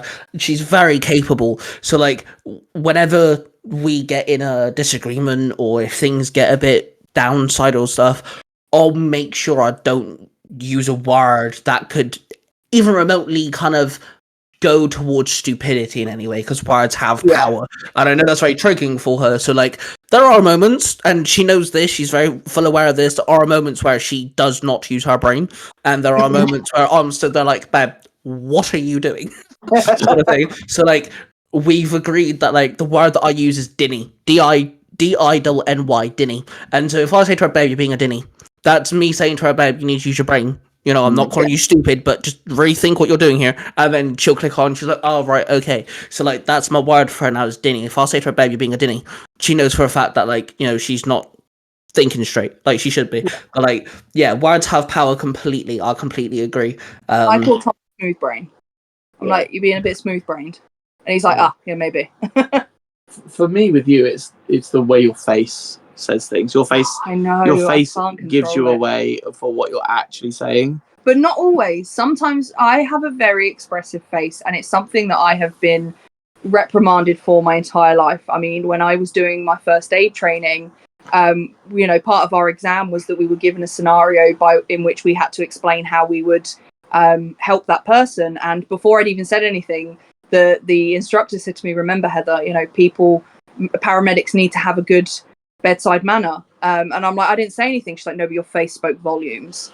So quite often when we're having a disagreement, or I'll say something to Tom, and Tom's like, yeah, but the way that your face was made me feel small. Yeah. And I'm like, I'm so sorry. And I have to remind Tom, don't listen to my face, listen to the words that I'm saying, because quite often my face says completely different things. 99% of the time we argue it's about how your face was or the tone of my voice. Yeah. And it's usually over something really silly. Oh, absolutely minuscule stuff. It's never about non-monogamy and anything that's gone on. We argue about the silliest little tiny things, but it's the way that we've said it or the way that you've looked at me when you've said it. That's when we're argue. Both feeling some kind of way. One of us says something, takes it as an attack, the other gets defensive. And you know, it'll go around in circles until one of us goes, right, let's take a pause. Let's take 5 minutes. Let's revisit this, and then we'll go back to it. We'll apologise. We'll validate each other, and kind of go from there. But we have a big rule in our house that we don't go to bed angry. No. So we've been up till 2-3 o'clock in the morning before hashing things out, because we refuse to take an argument through to the next day. Yeah.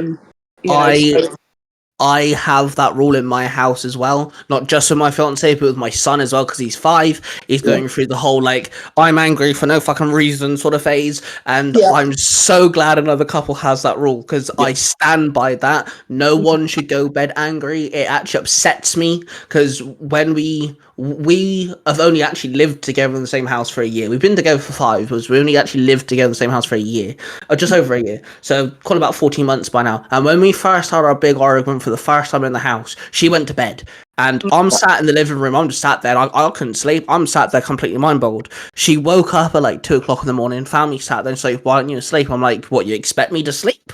And then I said to her, I was like, "Babe, we can't be doing this. You cannot go bed on an argument. It does not happen." And like my son's kind of learned recently. My mum actually had to speak to him, but my son learned recently because whenever he's annoyed, I tell him to go to his room. And it's not because he's naughty. He can be angry. I'm so happy he wants to express himself. But I'll tell him to go to his room for the fact that he needs to learn two things. One, you're so willing to have your emotions. You have the right to have your emotions. But you also need to learn to sort your head out and calm down. And don't have arguments. That's not the way to communicate with people. So I do. If he's in a mood, I'll tell him to go to his room. I'll fuck off to the kitchen or something, and then he'll come to me when he's ready to talk. And he learned that recently why I do that. But yeah, I completely agree. Never go to bed in an argument. That is not healthy whatsoever. No, I've had a friend who's been married for years and years and years, and I said to him the other day, I was like, yeah, one of the reasons that we get through the things that we get through is because we do not go to bed angry. And it just kind of like clicked in him, and he went, wow, actually that's a game changer. And he kind of said, I think my perspective on life has actually changed, and that's something I'm going to do going forward. So yeah, it definitely works. Absolutely works. Yeah, I mean, because from a morbid perspective, you never know what's going to happen. But also, it stops you from carrying that argument into the next day and it ruining 2 days, The other thing that we always say to people, we sleep with separate blankets. And I swear that's the secret to our success. Yeah. Because Tom is such a blanket hog. There have been times where he's been wrapped in his blanket and then taken my blanket. So we sleep on top of the duvet with separate blankets. And it just means that we get our own space. We can like roll ourselves up and it's not disturbing the other person. And yeah, that is our other two sleep related kind of life hacks. I did have another one, but I can't think of it. So if it comes up, I will. Yeah, if you remember it. Yeah. So one thing you guys said, and I really hope whoever's listening to this who had the mindset of, hey, open marriages are weird. I really hope they listened to what you said, because you both said that you never argue about the whole open marriage thing. You argue about petty stuff, which just proves that you argue like any normal couple, because let's be honest, 90% of an argument will be petty bullshit. Yeah. And you guys just said you don't argue about open relationship stuff. You guys talk about that. So when you do argue, it's about some random bollocks. And I'm really glad you said that, because it's a good note to make. Yeah. Oh, absolutely. Absolutely. We get in our feelings and we clash just like any other couple does. We're not perfect. We're not, some mystical couple that's got the formula down. You've got it in your head. I remember that. Go, say it before you forget. So the other thing that we don't do is, I need to have a chat with you later. Oh God, I hate that. I hate that. I literally just got anxiety you saying that. Yeah, sorry. No, we don't ever do that. We never have we need to talk later. We will just do the talking. Because it just throws up. I mean, everybody everywhere can relate to the fact that when somebody says that to you, you think of everything you've ever done wrong in your life. And you're like, oh God, I remember I didn't return that library book on time once. Maybe it's about that. Like, I'd say 90% of the times that people have done it to me, it has been something inconsequential, something completely tiny, a small little thing. Oh, the smallest thing, yeah. But I've now spiraled out of control. Mm-hmm. And I think the funny version of that we have that you still do is when I'm driving, and you're on your phone and you gasp. I grip onto the wheel. I'm like, what's happened? Am I going to crash? And you go, there's a sale on. There's a sale on at DFS. I'm like, don't fucking do that. Oh, that's great. I am a nightmare for that. I am an absolute nightmare for that. Just gasping and then being silent for like 10 seconds. Yeah. As well. Yeah. Oh. I do. I don't do that anymore as much as I used to, but yeah, that is something you did have to be like, babe, okay, I'm going to need you to stop doing that. Yeah. But we never do I need to talk to you later. Oh. Every now and then, if we've got something we want to talk about, we'll be like, oh, we can have a chat about it later. Yeah. And I feel like just that slight change of words from I need to talk to you later to we can have a chat about that later, it changes the context because, quite often, as demonstrated by Tom, he will forget things if he doesn't get them out. So often he'll be at work, he'll think of something, go, I need to speak to Hev about this, but Hev's at work, I'm at work, now's not a good time. So he'll give me a brief summary about what it is and go, oh, we'll talk about it later though. Or, oh, I had a thought about this thing, we'll chat about it when I get home from work. And it just changes the context of it. Yeah. So one thing I'm curious about, when I asked you guys about talking about, your partners and what you guys do and stuff, you mentioned, I think it's Tom that said it, that you guys will discuss if there's any boundaries that you guys may have crossed and everything.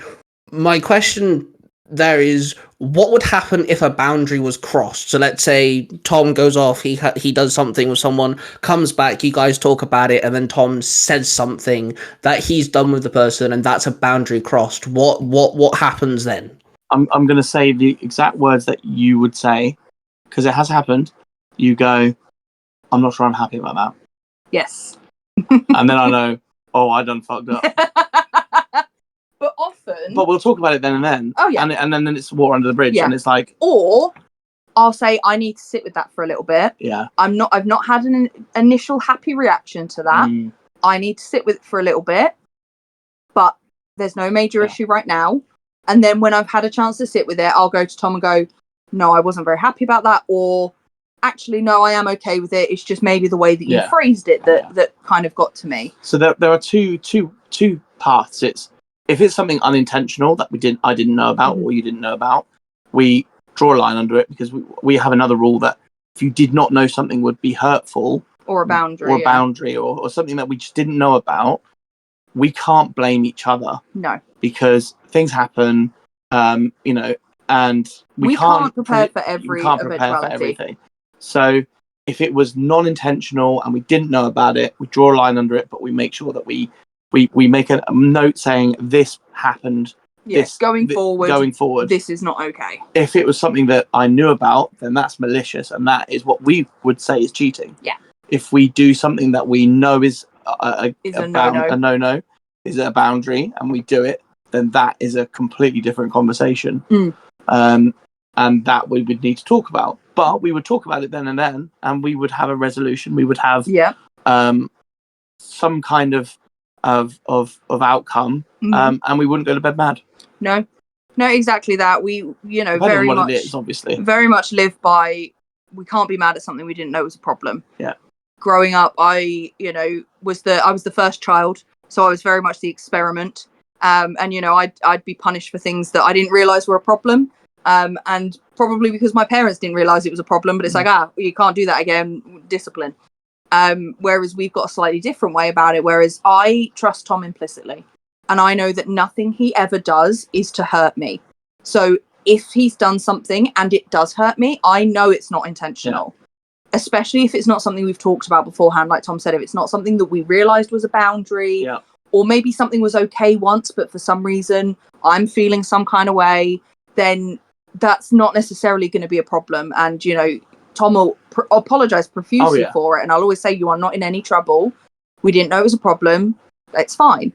But yeah, if it comes to breaking a boundary that's in place for a reason, like if I came home and someone was here and we hadn't agreed on it first, or if I found out Tom had taken someone into our bedroom, or he'd hooked up with someone on a night out, or which we hadn't agreed about, or no protection, what have you, then that would be what we consider cheating, and that would be a much different conversation. It wouldn't necessarily be a rule breaker. It wouldn't necessarily be the end of our relationship or the end of being open, but it would be something we needed to have a serious conversation about. And we have and we have had a situation where generally the problems we have is I'm a big dumb man and I don't think about things, or I don't articulate myself properly.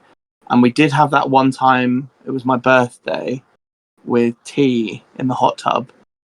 Yes. So something had gone on. I didn't articulate that things potentially would go on, and they did. And I completely forgot about it. And then weeks later, it was brought up, and it was like, oh yeah, shit. And I think my big dumb self was just like, I don't really remember what happened. And then the person who was there was like, yeah, this did happen. And I was like, you're right, it did. So we did have that difficult conversation while the person who I sort of, it was breaking a boundary, but maybe not breaking a boundary, was in the room. And they actually said that it was really refreshing seeing how we dealt with that difficult situation where I had fucked up. And we talked about it, and we came to a resolution and conclusion. We didn't blame the other person. And they said, actually, I think seeing you two and how you deal with a difficult situation made them feel closer to us, because they know that we can deal with these things in a mature and an adult way. Yeah, and it's not necessarily comfortable. I was in the kitchen having a cry. You were in here, we were messaging, and I said, right, we'll talk about this afterwards. But then I got too in my feelings about it and was like, I can't do that. So Tom came through to the kitchen, we had a talk.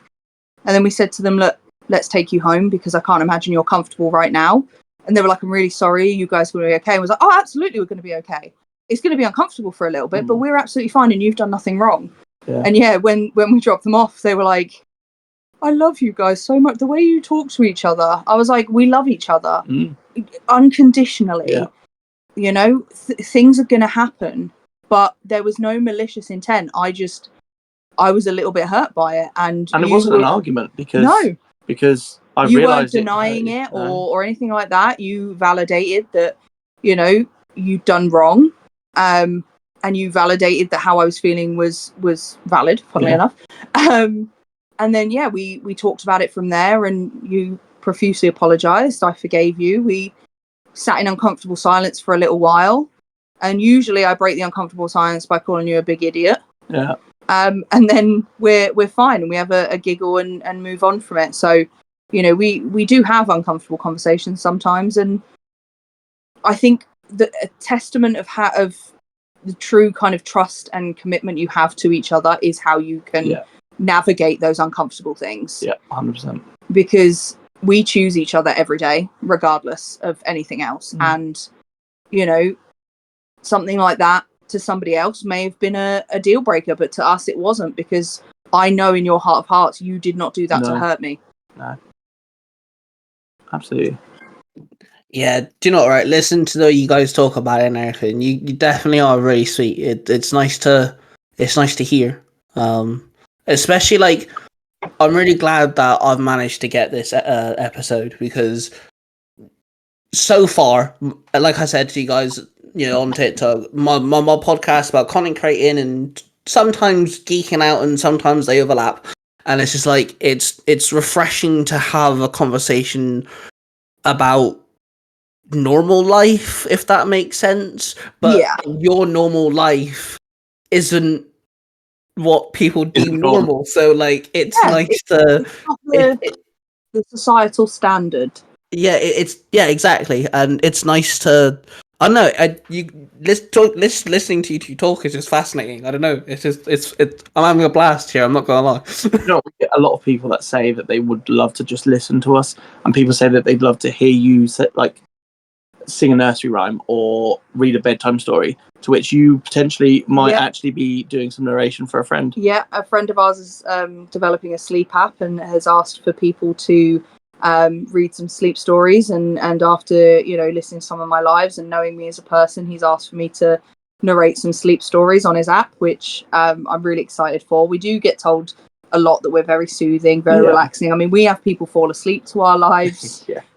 One of our friends fell asleep to our life and then woke up to some like debate, angry, shouty live, and it was very jarring for them. But I mean, don't get us wrong, we're massive nerds as well. I mean, our wedding was Star Wars themed. You know, we had Chewbacca. That's cool. Yeah, we had Chewbacca at our wedding. I'll have to send you a photo of that. Oh, surely you've got a video on TikTok. I do think I have a video on the TikTok. But yeah, no, we had Tom walk down the aisle to the Imperial March with a cape. We did have a choreographed lightsaber battle, but our lightsabers ran out of battery before the first battle, so we had to 86 that. All the tables at our wedding were the planets, so we had like Bespin, Alderaan, Mustafar, Mandalore, all that sort of stuff. And then we got matching Star Wars tattoos as a present. Matching Star Wars tattoos as well. So yeah, the first film we ever saw together was Deadpool. Yeah.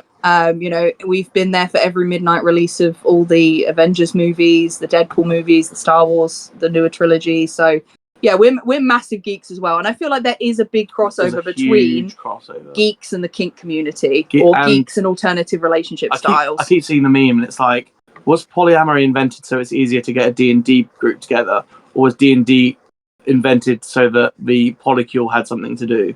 And it's like it's so true. I don't think I know anyone that's in the E&M scene that is not into tabletop board gaming. Oh, we have so many games nights, don't we? And even the kink socials. There's board game socials. So we do once a month. We'll go to a pub. We'll just bring a load of board games, and we'll just completely geek out. So and there's always someone to play a video game with as well. We do regular video game sessions. That's one I need to talk about on the podcast, with my Mario Kart tournament. Yes, your sexy Mario Kart tournament. So basically the premise was someone kept flirting with me, and we'd never had time to kind of arrange anything, and we talked about Mario Kart, and I'm very good at Mario Kart, and growing up no one could ever beat me, and I have a very cocky sense about it, and they were like, oh, I could definitely beat you. So then we sort of theorized, we could put the gauntlet down of, okay, we'll play 2 Grand Prix sets on 2 different courses, and whoever it's best 2 out of 3.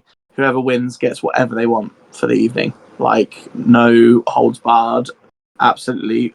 And not necessarily just sexual sense, could be also cook me dinner, rub my feet kind of things. And we went and did that, and I should probably talk about that on the podcast. Yeah. So our geeky lives definitely do seep through. So when you approached me and I had a look at your podcast, I was like, I feel like this is a good fit for us. We're gonna be at home here. Absolutely. Oh, honestly, massive. My entire household is just geeky completely. My son's called Logan after Wolverine. He's actually named after Wolverine. So my fiance's a huge Disney nerd. I'm actually getting her into Marvel now. We've started with the MCU. Oh, sorry, my apologies. We started the Tobey Maguire Spider-Man trilogy. Now we're into the MCU. She just watched Captain America 2, so we're slowly getting there. She's really enjoying them. She actually took me to my first Comic-Con in March, my second Comic-Con in August, which is really cool. We really enjoyed doing that sort of stuff. My son's really into Pokemon. No thanks to me whatsoever. That's not my fault at all, I promise. Tom often jokes he doesn't have math autism, he has Pokemon autism. Like, that man, honestly, I could bring up any type and he'll tell you the strengths, the weaknesses, the super effectiveness, the double weakness. Like, honestly, I'll tell you the Pokédex entry for like 3 different games. Yeah. Is a bit of a curse. It is, like, down to can recognize the shrieks of Pokemon. Sometimes. Like, we went and did a Pokemon quiz and we came first, of course. We came first on the Gen 1 one. So we're totally into the we both got Pokemon tattoos as well. We did a studio in Oxford did a Pokemon day. So we went down there and we played what was it, Sword and Shield? On the Switch with them all day. We were drinking Pokemon drinks. We were getting Pokemon tattoos. It was a lot of fun. It was really fun. And we even have our cats immortalized on a Pokemon card. Yes, we have a custom Pokemon card of all of our cats. Well, you bring up cats. We have 3 cats in our house, and they're also named after stuff. Michelangelo, named after the Teenage Mutant Ninja Turtle. Clearly. My son called his cat Litten, which is a fire-type starter Pokemon. And my fiance called her cat Simba after Lion King. Oh, I love that. And then I'm getting a dog. My birthday is in August, and my parents really want to get me a dog. And my fiance made the joke of, hey, call it MJ, Mary Jane, because of Spider-Man's girlfriend. And she kept making the joke so much, she's now going to be called MJ. And I said to her, I was like, babe, that's just going to be her name. MJ for normal. And if she pisses me off, she'll be Mary Jane. And then she keeps saying, you do realize that's a joke, right? I was like, nope, that's her name now. She's going to be called MJ. Yeah, we're getting 2 dogs when we move into our next house, when we've got a bit more space, when the cats are a bit older. And we're getting a Corgi and a Dachshund, and we've joked about calling them Yamper and, what is it, Buns? What is the bred Dachshund in the newest gen? It's Fido and Dachshund. Dachshund, that was it. So we joked about calling them Yamper and Dachshund. After great. The Pokemon as well. So ours kind of have. I've named all of our cats. I named all of my old cats as well. Yeah. I don't know how we managed it, but we have an unintentional theme. We have 2 that are named after animals. And 2 that are named after food stuff. So we have Bear and tiger. bear and tiger, and we have honey and beans. Yeah. Not a very nice combination. No. that is not. It did for a little while look like a Winnie the Pooh thing because we had Yeah. bear, honey, and tiger, and then beans. Yeah, Beans ruined that, but Yeah, that was close. Beans ruined it, but yeah, no, we are very much geeky people.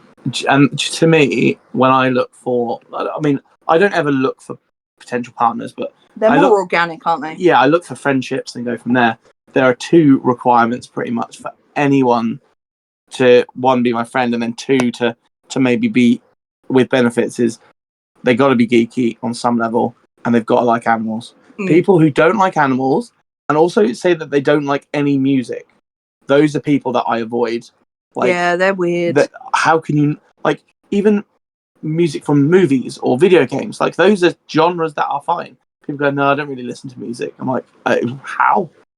How is that possible? Yeah, no, I think I agree with that. So my best friend in the entire world is a massive Marvel geek as well. We're both massive gamers. We got like all the consoles and stuff, so like we kind of blends in very well. And then I think the only person I hang out with that isn't geeky is my fiance's best friend, but I keep telling my fiance that like we need to rope her in 2 senses. 1, so we can sleep with her, but 2, so we can make her a geek. Oh yeah, for sure. I'll tell you what, For sure. there's a lot of, and this is, I don't use this as a derogatory term, there's a lot of normies that seem to be interested in D&D. Like, there's a big resurgence. I think it's after COVID, people like want to get together and do these sorts of things. So I think there's a lot of people that you wouldn't be expected that would really, really like to explore things like D&D and things like that. Yeah. Because that's kind of how we kind of started non-monogamy as well, is after lockdown, we were like, we don't really have many friends with common interests. And I was like, I know a community of people that are LGBT friendly and know about consent. And you were like, okay. So we just started meeting people at the kink socials and making really good friends there. And to the point where co-admins for a couple, we run our own. So I didn't have a best man at the wedding. I had a best woman, and that was the first person that I played with when we opened up. Yeah. Very near and dear to us, lifelong friend. We had a lot of people there that we'd also met through the scene, and a lot of people were invited but couldn't make it at short notice as well. So we've made some really, really good friends, and I think that is the biggest benefit of it all. Yes. So like the sex is great, but that's not what sticks around. It's the hanging out, spending birthdays with people, going out for dinner, going to the cinema, doing escape rooms, having games nights. It's really about community for us, and it's really, really about making long-lasting friendships. We just don't limit them.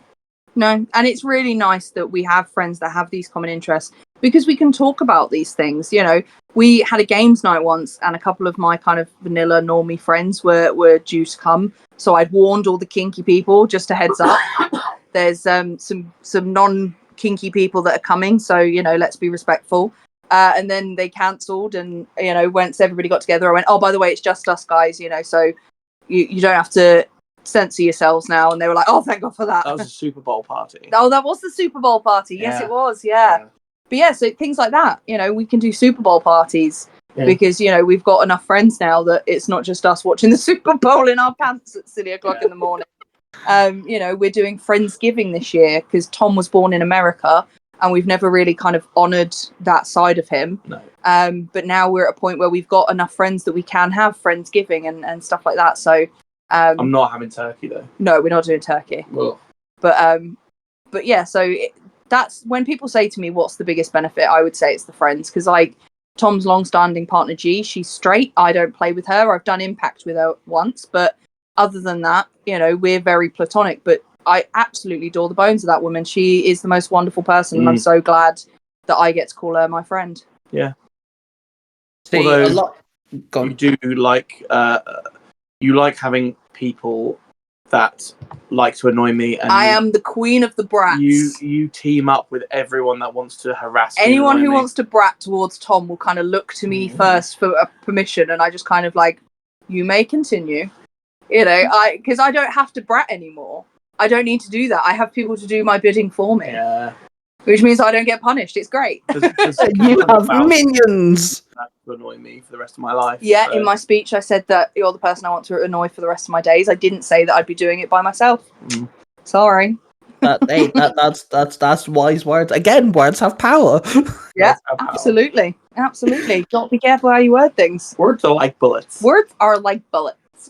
See, quite often when I have people on the podcast, they usually return to do a geek episode. So I interviewed one of my buddies. He also has a podcast. He's had like some really big voice actors, comic book illustrators, and all sorts of stuff on there. So I interviewed him, and then he came back several weeks later. So we did a whole episode talking about Angel, the TV show, the spin-off to Buffy the Vampire Slayer. Yeah. And like I interviewed my best friend's son, who also makes content, but he returned so we could talk about one of our favorite mutual animes. So like I'm thinking I may have to have you guys on again later down the year, and we can just geek out, just the entire episode, just geek out about stuff. Yeah.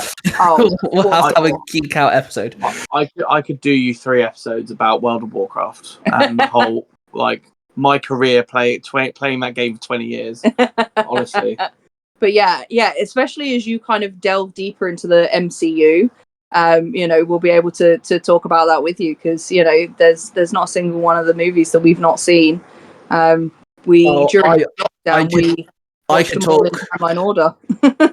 I could talk for hours on Marvel and DC and the MCU and stuff. My fiance is actually quite annoyed because it was me, my best friend, my parents, my sister, her missus, who all went to go see Deadpool and Wolverine. She couldn't make it. She had other plans, but she also couldn't make it because she's not up to date. So she was like, why can't I get... So we've now kind of I've told her that Captain America 4 comes out, I believe it's February. And so she said that she's going to try and catch up before February. So she can join in. Yeah. So I was like, I wish they would... I know they don't want to be too spoiler heavy, but I wish they would preface each movie saying, for those... Here's what you need to know. If you want to get this, please watch these movies. Because... like, I don't think a lot of people would have gone back for Deadpool and Wolverine and watched X-Men. Even though it was obvious, I don't think a lot of people would have done. We had just so happened to watch all the X-Men movies recently. So, you know, when we heard about Deadpool and Wolverine, we're big Deadpool fans because, you know, it was the first movie we saw together. You know, every Valentine's Day, we kind of recreate our first Valentine's Day. We watch one of the Deadpool movies, get a McDonald's, which is what we did. We just did it in a 4-star hotel for our first Valentine's. So we do that every year. So when this new Deadpool movie was coming out, it was a no-brainer for us. We watched it at midnight as it We came out. did, yeah, because we were like, we don't want to see a single spoiler. We didn't watch a single trailer. We didn't look at anything to do with it. We didn't want a single spoiler. And we were pleasantly surprised by it. I was surprised by the queues for the merch. Yes. That was insane. I think Deadpool and Wolverine's one of the only films that kind of tells you where to go, because there's the scene where something pops up and Deadpool's like, hey, it's from Loki season 1 episode 5. Yes. So like he's like telling you, hey, if you don't know what the fuck this is, go watch this. And I think Deadpool is the only movie that could have got away with that because of those fourth wall breaks. And we still weren't up to date because we didn't watch Loki season 2. We hadn't watched Loki season 2. And then we started watching it and we're like, oh, okay, that's making a little bit more sense. This all makes a little more sense. I mean, we kind of got the premise. It's fine. Yeah, exactly. There was enough flashy colours and noises to distract us from the bits we were like, I don't remember that. Yeah, but no, it was very good. It was second to Far From Home from us. Yeah. Far From Home was very much a love letter to the Marvel fans, and Deadpool and Wolverine was very much a love letter to X-Men fans. Yeah. See, I'm on the opposite end of that sort of like spectrum. I'm the comic book geek in my family. I dive into all the comic book stuff. So whenever a new Marvel, whether it's Sony, X-Men, whatever the case may be, if there's a movie or a TV show that comes out and my parents watch it, I will get questioned. My stepmother cannot help herself. When Ant-Man 3 came out, they watched it and I got called at like 20 to midnight, something like that, by my stepmother. She's like, "Are you awake?" I'm like, "Yeah, what's up?" And she's like, "I have a couple questions. We've just watched Ant-Man Quantumania." I was like, "Right, okay." I sat there for 40 minutes at midnight explaining comic book lore to my stepmother. I love that. So this is Kang, and that's also Kang, and that's also Kang. You had to do that with Star Wars for me, because I came to the Star Wars game quite late, and I watched them all in timeline order. So I watched 4, 5, 6, 1, 2, 3, and then went and saw. I think I saw Force Awakens came out just before we met, so I went and saw that with my brother. So I'd seen that. So then we went and saw Last Jedi together, and then we saw Rise of the Star Wars, and we did a double feature for Last Jedi, and we did a triple feature for Rise of the Skywalker. But there 9 are hours. 9 hours in a cinema seat. I don't recommend.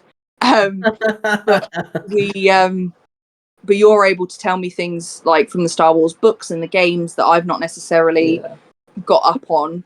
When I'm like, "Oh, who's this person?" Tom's like, "Well, this thing happened." I'm like, "Oh, okay, I understand that now." It's like even in the, I'd say, like the 80s and 90s, it was known that Princess Leia had Force powers. Yeah. You'd just never seen them in the movies. They were in the games, they were in the books. Yeah. But like, it took them until like the last movie to show that off.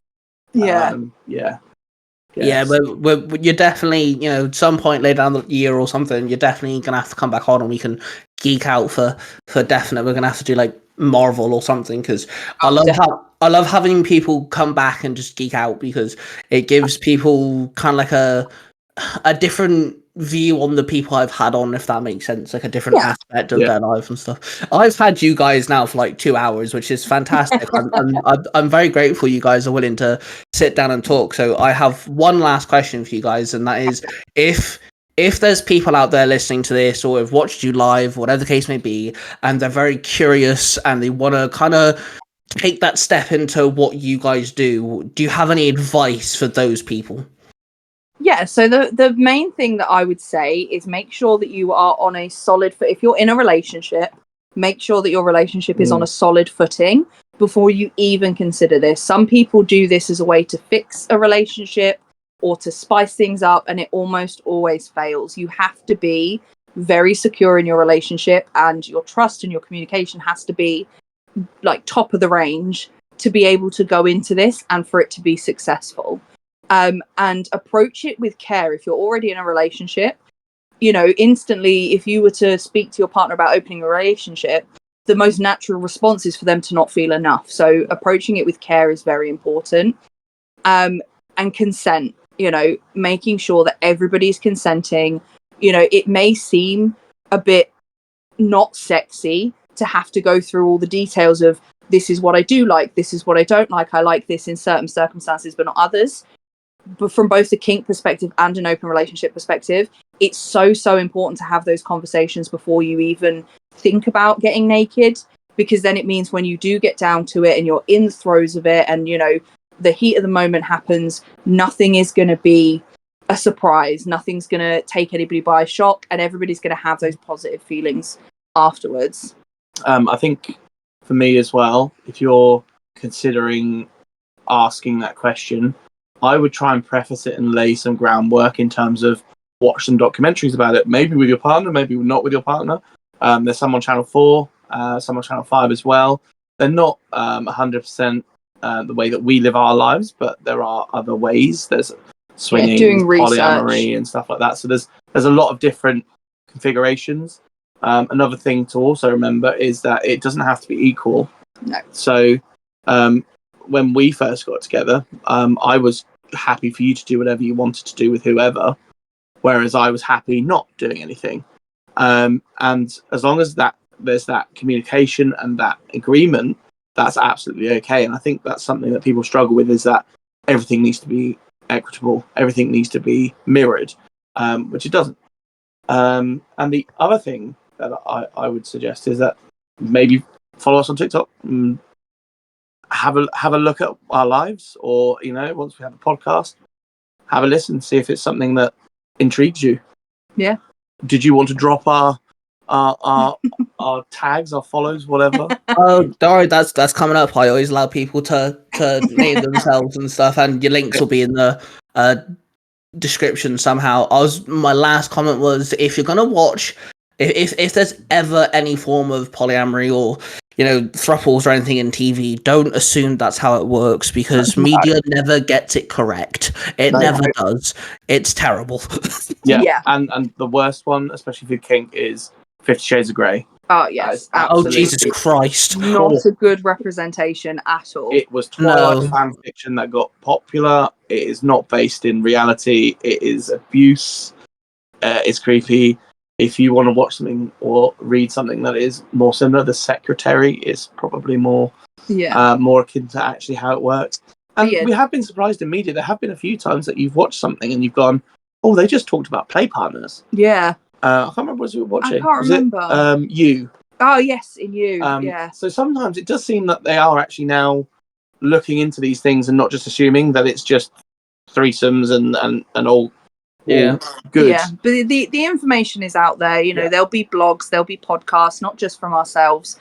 Doing your research and making sure that not only that is something you really want to get into, but figuring out why you want to get into this. What is it that you're looking to gain out of opening the relationship? Because the intention behind opening it is just as important. Yeah, so if you're getting into it just because you fancy sleeping around, I would not recommend it. But if you're getting into it because you want to peg your husband and he's not into it, then maybe look into it. So, but also I'd say sleeping around, that's still not something that you should shy away from, because that's what swinging is about. But it's how you do it and how you safely do it and how you make sure that you're communicating.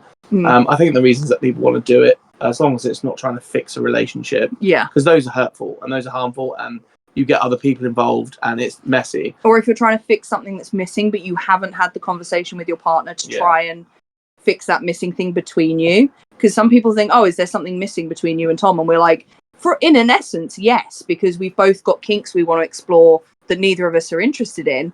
But it's not that we have decided, instead of fixing it between us, we're going to go elsewhere. You have to work on the relationship first. And there's people believe that there's someone out there that's 100% compatible in every way for you, and experts say it's actually more like 75 to 80%. If you find someone that gives you 70 to 80% of what you need, even in a monogamous relationship, that is the person for you. We just allow ourselves to find that extra 20% that is not compatible between us. And we see that as quite healthy. Some people might not, but that's how we deal with it.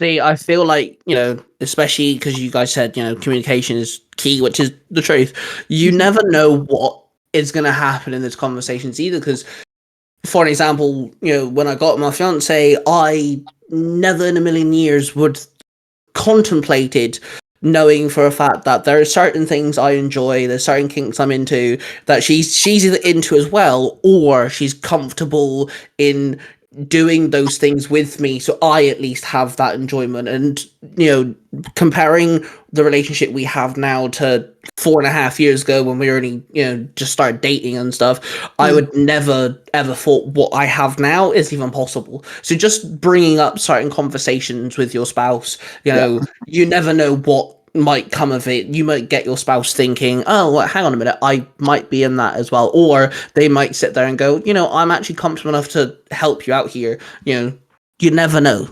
Communication. Me 8 years ago would have never ever considered my life to be like this. No. But with a lot of support from Tom and working through a lot of trauma and dealing with issues and growing as a person and growing together as a couple, got us to a point that we were like, no, what, we can do this and it won't impact us in a negative way. But it's very casual for us in that if it did start to impact us negatively, we'd close it tomorrow. It wouldn't bother us in the slightest. But also it's quite healthy from a perspective of in a monogamous couple, a bisexual person cannot explore their bisexuality. So it allows you to have that freedom to explore those parts of you that potentially when you've been in other relationships you can't. And to me, that's a good thing. Being able to be truly who you are, because people say to us, "Oh, you're a straight couple." Neither of us are straight. No. We're straight presenting, but neither of us are straight. I hate having to explain my sexuality on TikTok, because it's like It's essentially I don't sleep with men, but I sleep with everyone else. So trans men, trans women, non-binary women. But having to explain that for every 5 minutes on TikTok. And then having to explain what cis means. I'd rather just say I'm straight at that point and pretend I'm a straight man. But your sexuality has been something that we've discovered doing this. Yeah.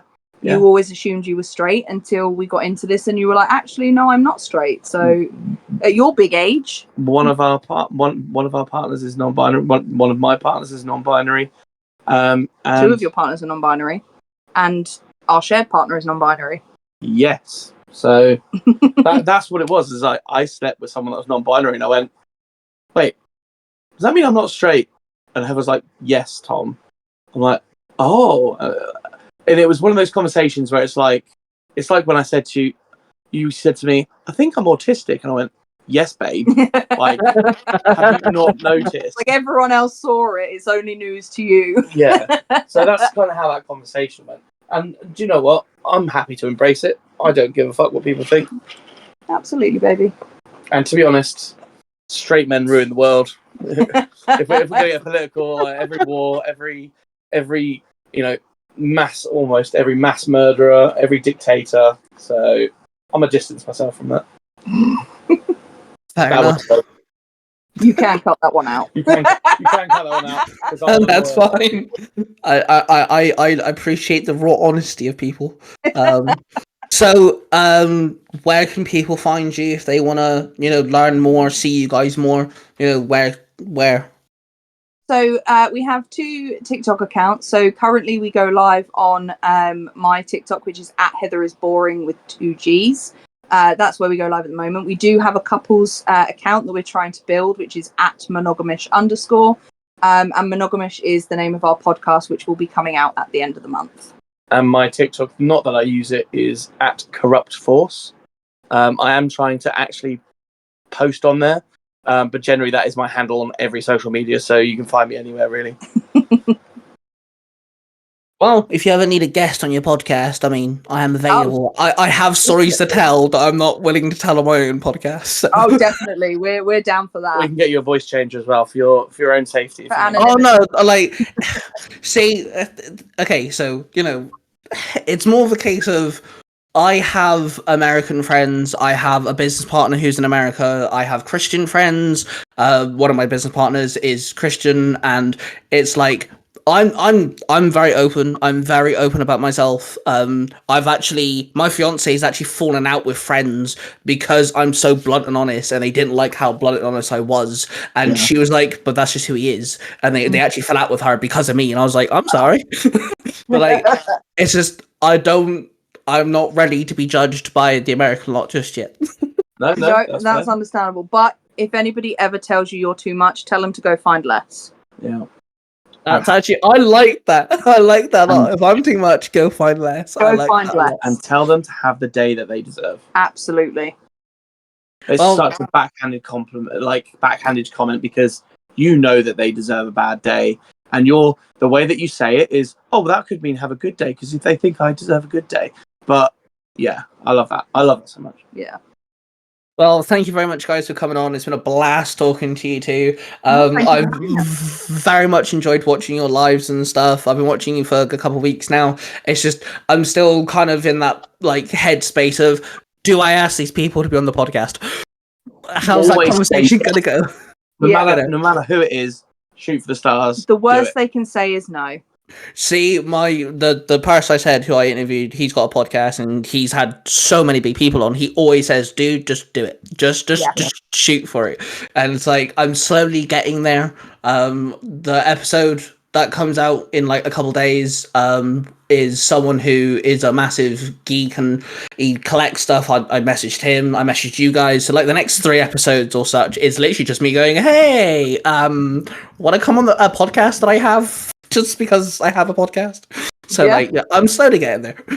Always ask the question. You never know if you don't ask, and the worst that someone can say is no. So absolutely. Very true.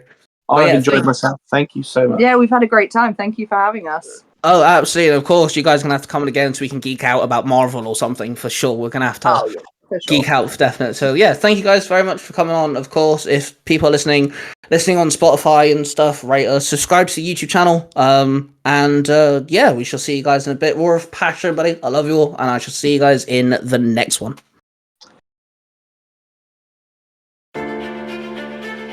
This podcast is a production of the Three Ranger Bros Studios, in association with Zio to Hero, the podcast.